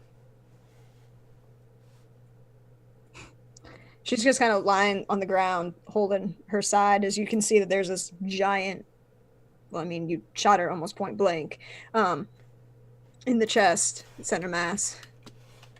She's bleeding profusely. Pick the knife up. It's an odd looking knife. Like it's not a regular... It's not a Bowie knife. It's not even like a... It's almost like a long, thin blade, and you're used to her carrying... Well, she had a hideaway when you knew her. It was a stiletto that she kept hidden for opportune moments. But this isn't that knife. It's a little bit bigger of a blade. The handle is a long, curving... It's a snake. I'm going to pocket that.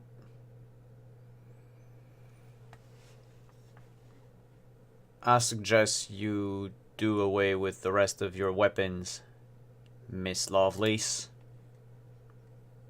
before help arrives. I don't know, George. Maybe I should keep him.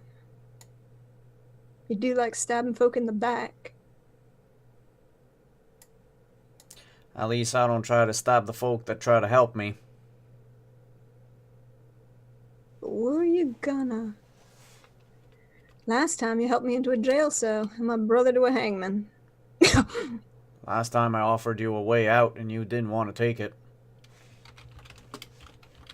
Wasn't gonna leave my brothers. Your brothers were good for nothing. Well, my brothers were very good at doing what they were told. Well, George, you still think they ran that show? that's why I wanted you to come with me. Then your brothers would have followed and the Langley family would still be one. But no, it wouldn't. you just wanted to rob that bank. Well, I had a job to do. I offered you a way out, and you didn't take it. Yeah. And now That's today... okay. Go ahead. It's okay, George. Pretty sure my way out is already guaranteed. Ain't that right, Doctor? I'd suggest you not talk too much. You might not make it to trial. Oh, Doc. I figure I'm not gonna make it to no trial.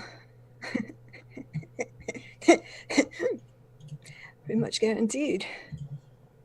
By the way, your sister's a right nice woman. Not too bright, but right nice.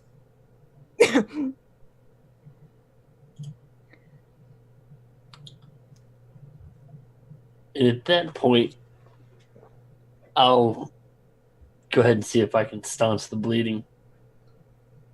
I was As you ready get to up- give you my pistol.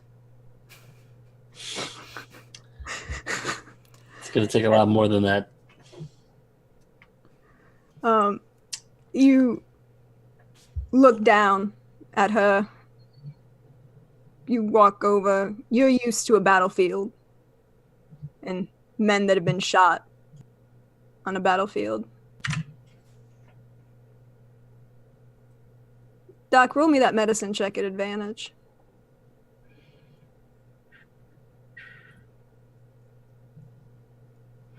Success. He gut shot her.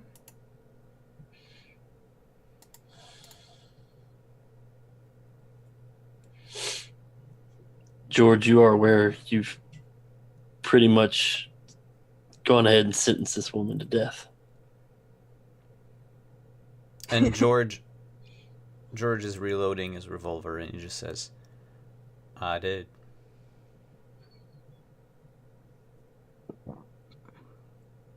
Yeah. George is real good at sentence folk to death, aren't you, George? How's Jimmy doing, George? I was gonna say, well then, okay. As soon as she says that, there's another gunshot straight to her head. I'm not even gonna make you roll for it. She's dead. I say, whoops. Looks like I'm still twitchy from all the pain from the burn.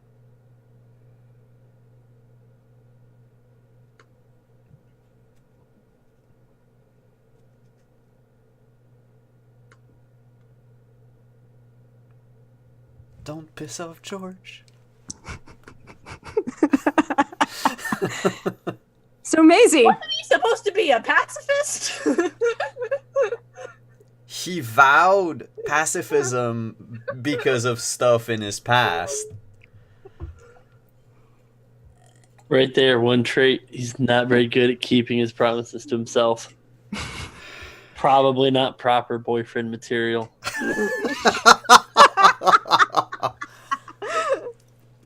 You stay out of this, Doctor. so you have a dead woman on the ground. Better that than she suffers.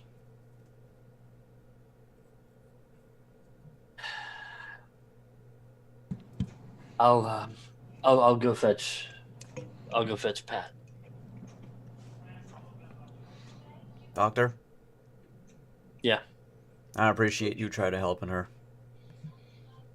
She belongs to Satan. I mean, I swore an oath, George.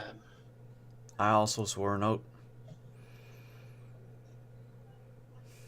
But I understand. I do. I just hope you do as well. I'm trying, and I'm turning around. And I'm gonna go head towards the Undertaker's, just so we don't have a body laying in the street for too long. All you have left is a dead body, George and Maisie.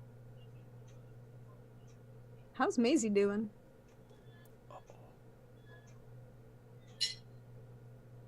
She's just a little stunned, I think. This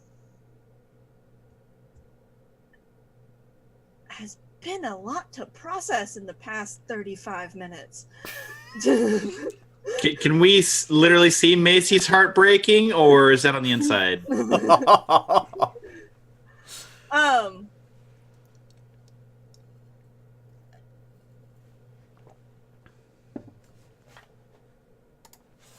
I think she's been kind of frozen this whole time.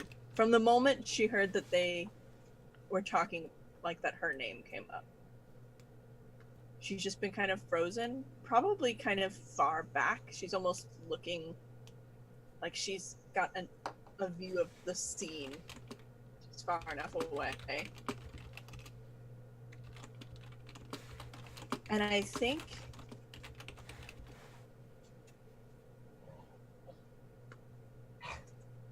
she takes a few cautious steps towards George.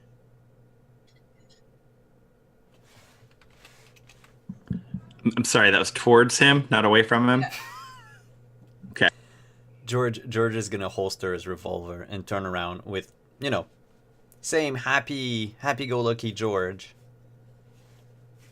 And be like, I'm sorry you had to witness this, Miss Coldwater. This is not a side of my life I wish to show anyone any longer. Hopefully that can stay buried forever now.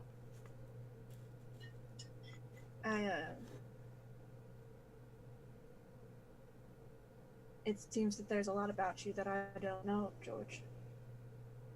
Well,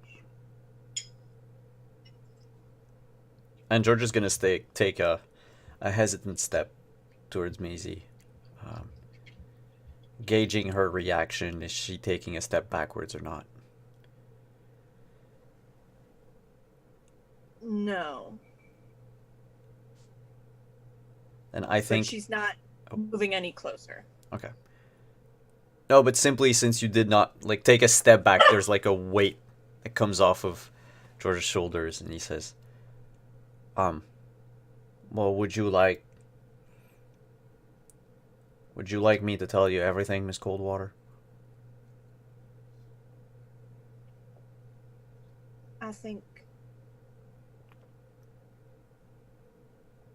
that might be too long of a story to have standing out in the middle of the room. But yeah. soon, I didn't mean this very moment.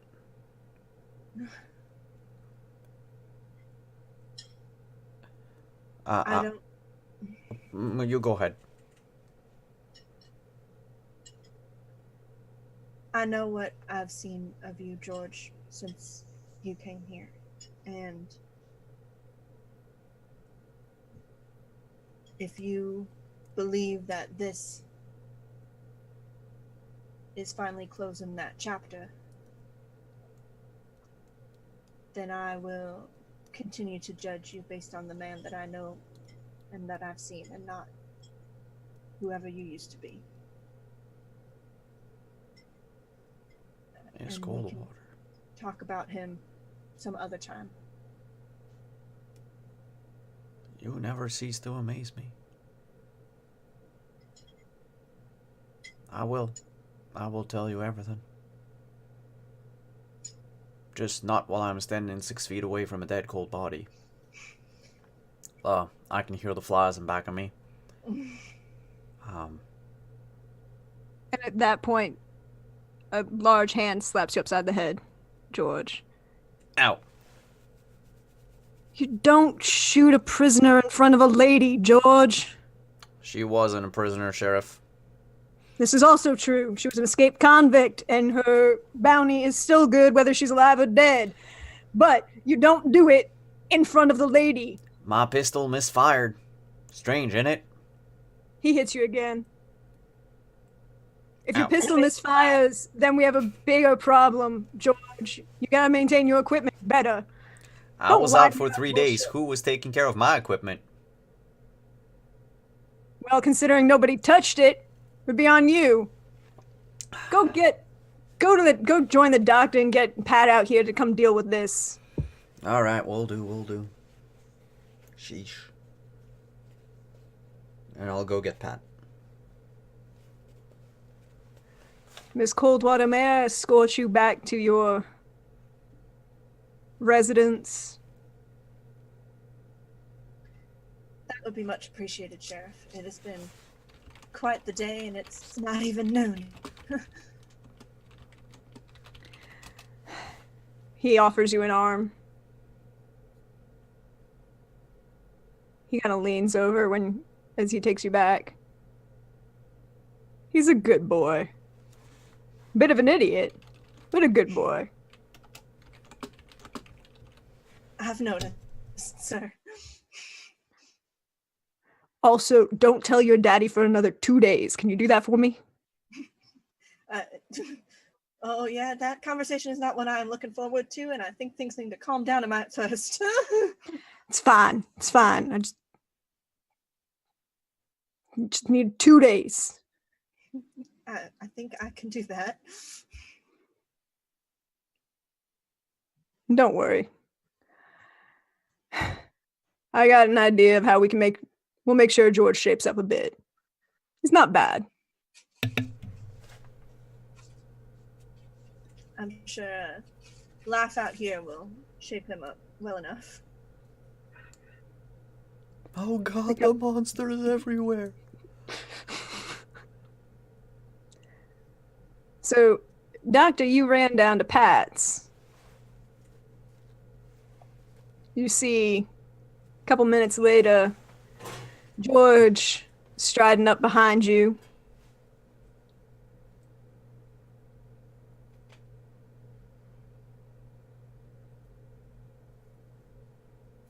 Ah, Doctor. George.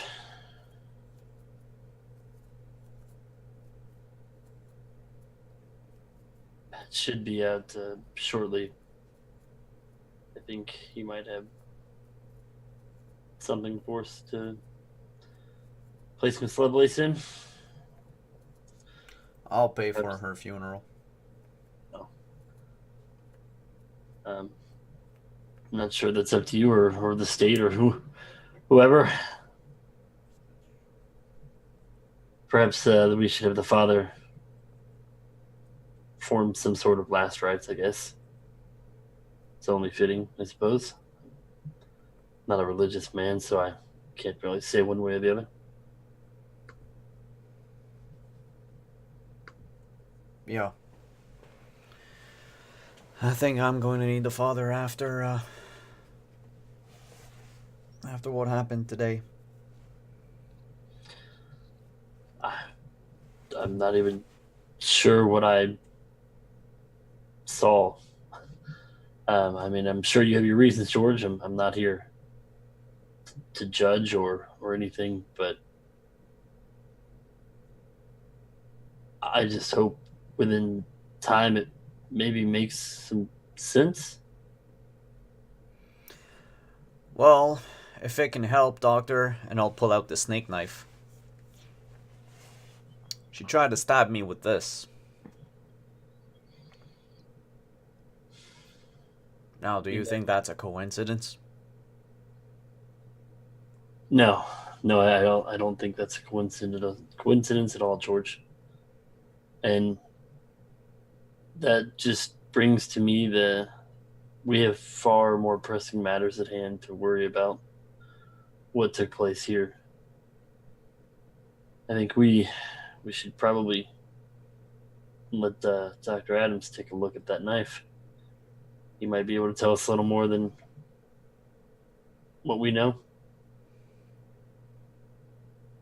I mean, you knew Miss Lovelace. Was that something she'd ever carried on her? Is Maisie within earshot? Nope. Remember, the Undertaker's down near the livery stable. Okay. And from here to the saloon to the Coldwater General's is across the street and 2 stores down. It's opposite end of the street from where you all are. Okay. Then You I'll see a cup with the string on it leading to Macy. I knew Jane inside and out, Doctor. She never had that knife on her. So this is probably something that she's gained in her acquaintance with Miss Bradford? Either that, or she was so stuck up on revenge that she accepted whatever deal Miss Bradford did, or made for her.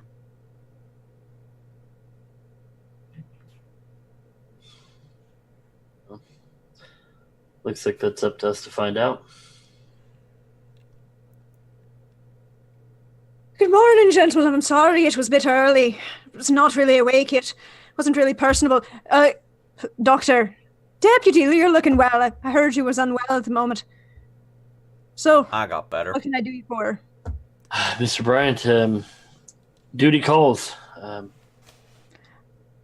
Of course. Let me get my hat. And he reaches over and kind of lifts his bowler hat off. All right, where are we going? Yeah, before we... And I think we'll bring him to the body as we're talking. But before we do anything with the poor victim,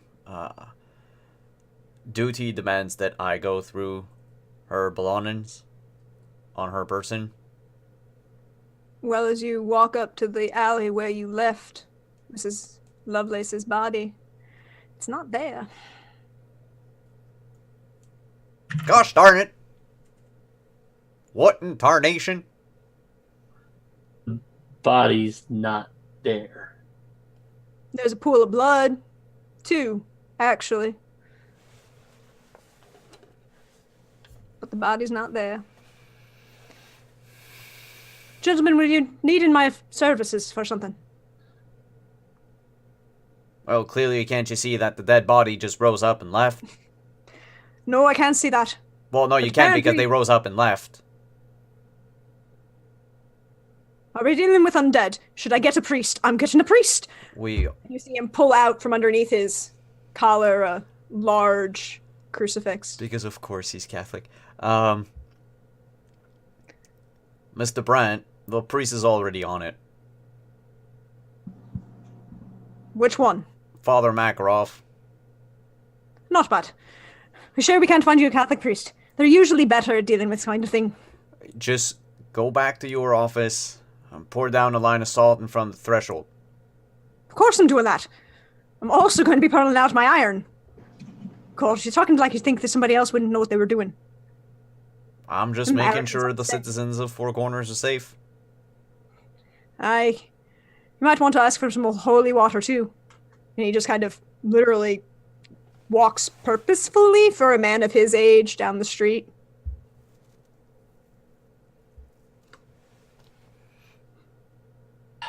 Thank you for your time, Mr. Bryant. We'll let you know if there's anything. If there's a body that turns up. Make sure it's an actual dead one. I don't deal with undead. Duly noted. Top of the morning to you, gentlemen. Have yourselves a fine day. So you were left in the middle of the street. Doctor, that's a mighty fine idea he just had. For the firebug. Maybe if we get ourselves some holy water, that might be more effective against them. Because we could, like, put out the fire with the water. And I don't know if blessing water is going to do anything different, but water at the very least, we should probably equip ourselves with a couple of water skins.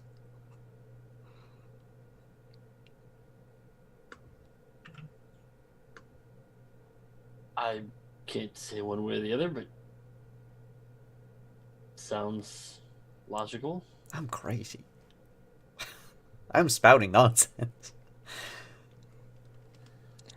I think we should go track down a body. Well, I think we should go back to the rest of the group first. Father, you heard those gunshots. First, the shot from the rifle above you. Then, well, that was Two immediately after George fell himself in a horse trough in front of you. Then you heard, a short minute later, you heard the sheriff yell out to George to chase after her. A short while later, you hear a gunshot.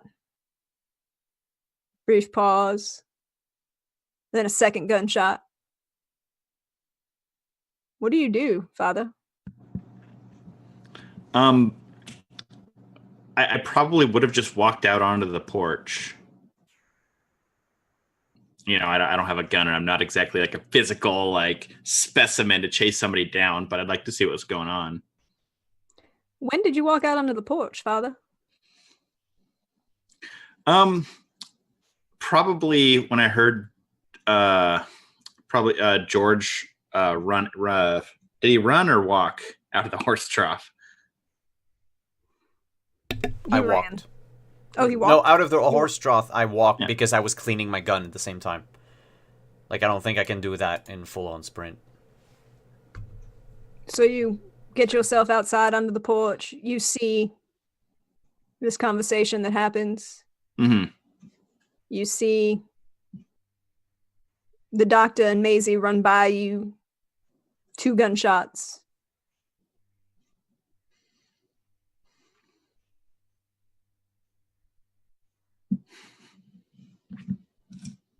I mutter a prayer into my breath and I clutch my holy symbol.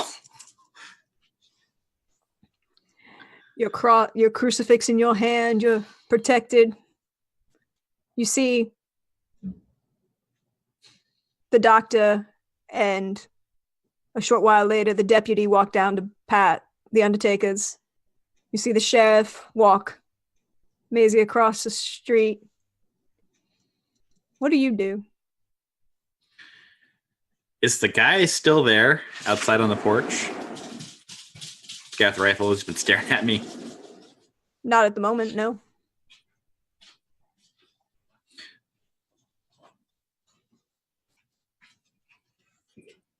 I guess I'll just wait for them to come back because I assume that I need to be in the area because they'll be like, "Oh, Father, you gotta, start prepping for a funeral." So I'll just kind of like loiter around. Which way are you looking, Father? Probably at the body. It's a little bit of shock that he saw George commit murder. So just kind of look at the body, maybe look down, and just kind of like thinking about how I'm going to go about talking to George about it. Father, can you roll me a powers check? Can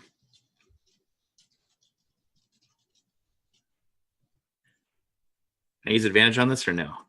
You can. Okay, totally will.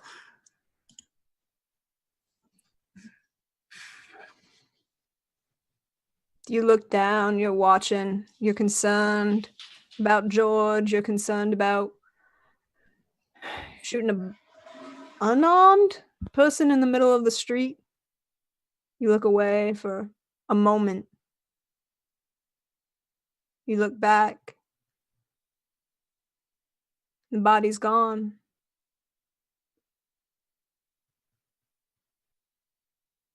You feel slow. Time seems to slow.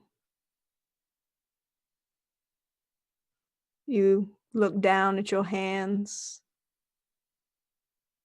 You look around at yourself, and it's like being in molasses.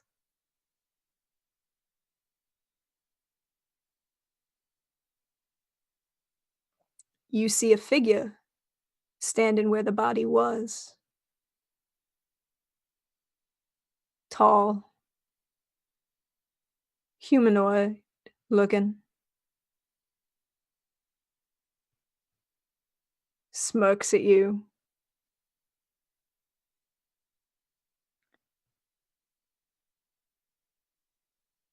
Nods. Very large head at you.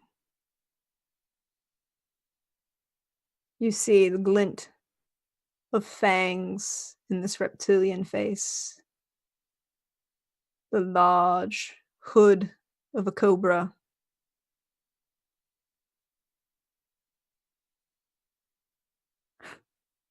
Smirks again. And all of a sudden, things start speeding up again.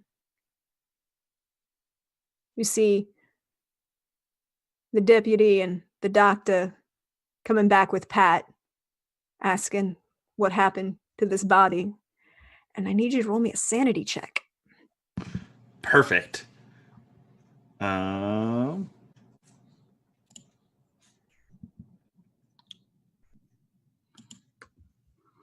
Opposite day, that's success. You lose 5 sanity, Father. That's not bad.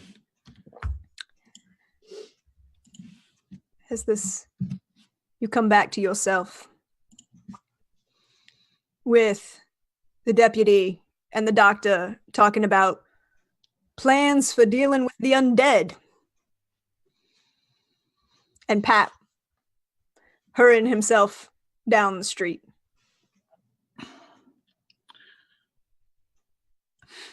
Go ahead.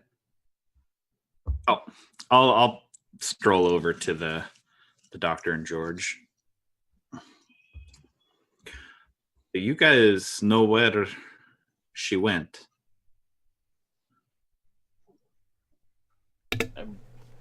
I haven't a clue. Nope. I mean, I literally watched George put a bullet in her gut that was all but a death sentence, and then put one right in her head, which should have sealed any chance of walking away.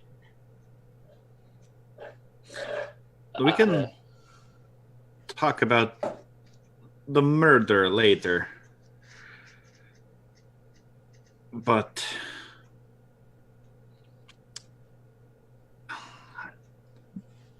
I was here the whole time.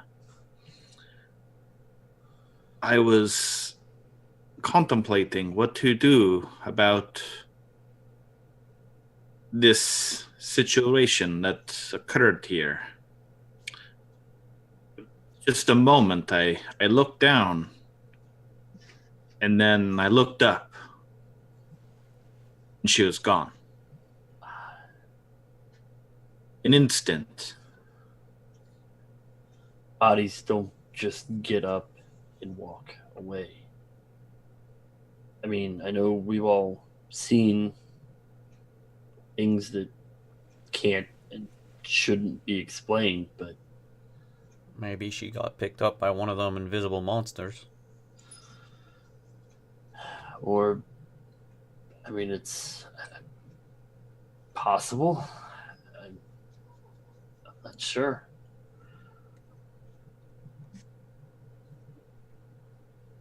Maybe again we should check in with Dr. Adams.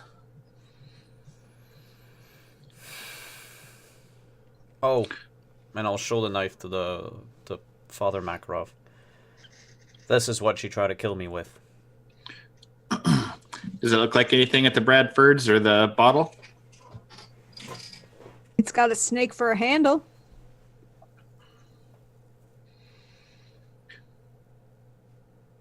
What kind of knife is it? It's longer, double. If you were to be particular about it, it is not a stiletto or a Bowie knife or a hunting knife of any kind. You might even call it a dirk.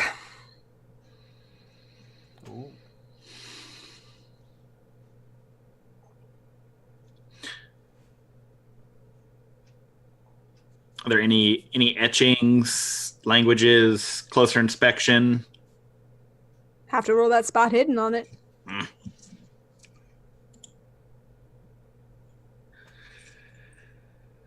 Looking at it and taking it in your hand.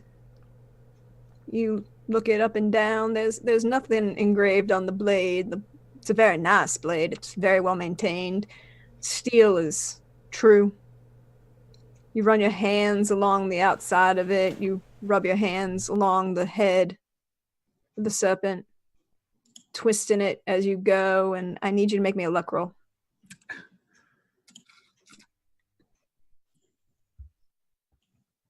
Good. As you do, you feel it snap in your hand, a click. As the head turns and you move your finger away just in time to see a pin pop out of the top of the head.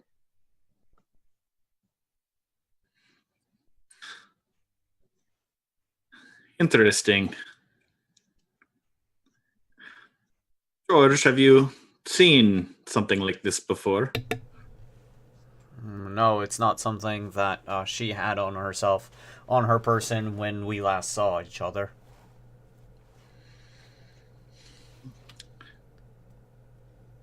Doctor, there may be poison in here that was meant to prick me.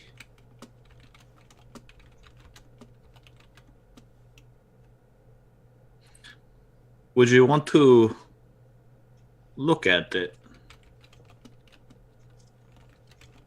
Or perhaps we could have the other doctor take a look at it. I mean, we can have a look, but I hate to say this. This might be a little up more Dr. Adams' alley than mine. Do we fully trust that man? I wouldn't say we fully trust him.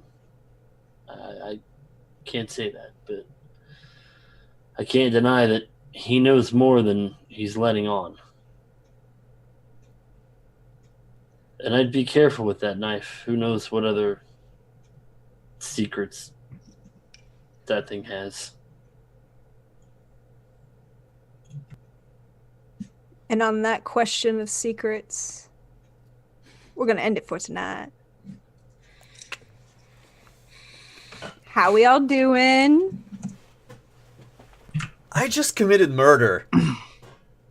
Not technically. I mean, she was wanted dead or alive, and you Yeah. are deputy of the law. Yeah. Way back now, when. morally, yeah. Now, legally, you didn't. Morally, well, that's a question for you and your priest. Mm-hmm. Your boss didn't have a problem with it. Yeah. Well, here goes George's backstory.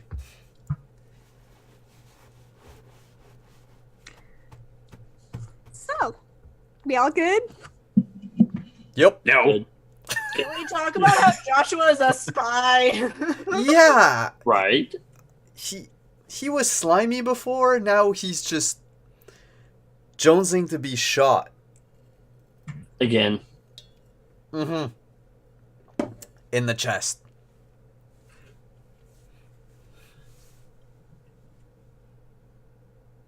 Yep. Alright, let's just go around the table. Outro.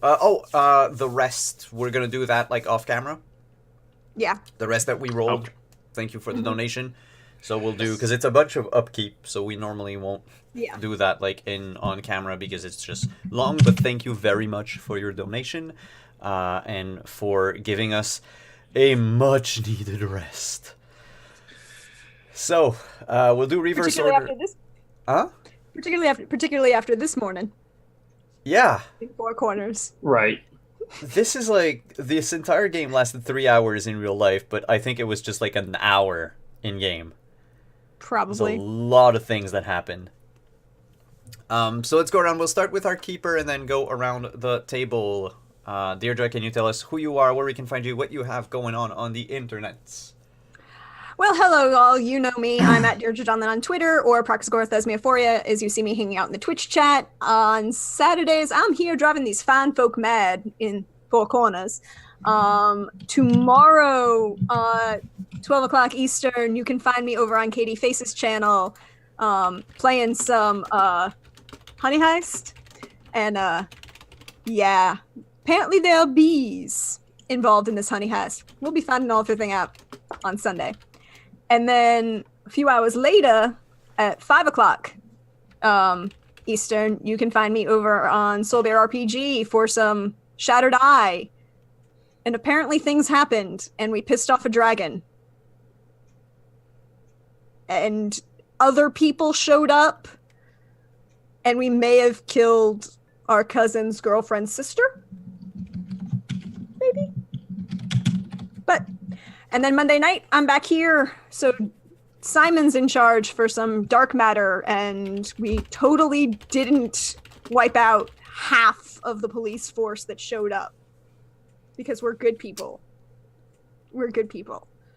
But one last thing, and you may have seen it if you follow me on Twitter, the Uncaged Anthology Volume 1 comes to the DMs Guild in 3 days on Tuesday. Wow, I'm excited for this. It is a great project. I really support this. It's a lot of fun. But that's me. Come find me on Twitter. You know where I'll always tell you where I'm going to be. All right. Quentin, who are you? Where can we find you? Yeah, I'm just the guy just typing in Simon's chat all the time. At Thragon in chat on Twitter. I don't do a whole lot on the internet, so what I ask you guys to do is just to follow everyone around me and then get a friend to follow them, and then maybe another friend, and then just like pyramid scheme it for them. Yeah, I'm here on Saturdays, and whenever someone asks me to play games, I'm always down for that. So, again, thank you, Deirdre. Thank you, Simon. Macy, Dr. Anders, again, every weekend's great for me. So thanks again. Cool. Kelly. Hi, I'm Kelly, Kelly Lane on Twitter. I liked this game. This was fun. Today was fun. I enjoyed this. I like the Sneeple, or Sneaky, or whatever we're calling them in chat now. So you can find me obviously here on Saturdays. Tuesdays and Wednesdays, you can find me on Straticus Academy. Tuesdays playing Curse of Strahd. Wednesdays playing in Dynamo, which is a Weave system campaign, which is super fun. It's got all the feels. a lot like today. Very feelsy today too here.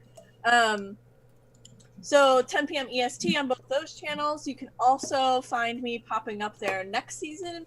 Things that should start getting announced pretty soon.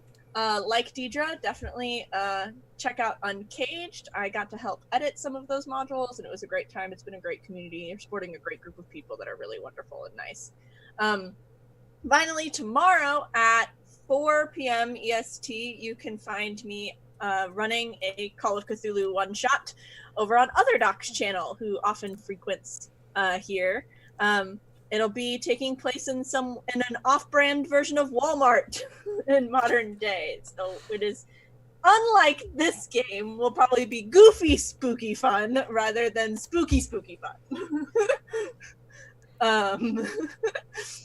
And that's me. Cool. Scott, who are you? Where can we find you? So I am at Berserker Rage on Twitter. You can find me here on Saturdays playing the wonderful Go West campaign and trying not to go insane. Basically, that's where I spend most of my time. I do like to lurk around Twitch, so if you see me on there, just hit me up. Or if I do actually fire up the stream, stop by and say hello. If not, just hit me up on Twitter, which I've now found to be a pyramid scheme, which is very interesting. And I am Simon at Wondering DM. Thanks for coming by. Thanks for hanging out in chat. Thank you everyone for playing. Thanks Deirdre for being the keeper for this game. I will see you tomorrow on Soul Bear RPG for Shattered Eye, where I play Kadern, who apparently now has magical abs that grant advantage on charisma checks. And I was gonna say, and yeah, back here on Monday for some Dark Matter. I'm going to announce the shows of the spring season soon, so keep an eye out for that. We're gonna have a lot of cool new narrative games on the channel, and also some other games as I wander around from channel to channel. So on that note, have a good night everyone, and I will see you on Monday. Bye-bye.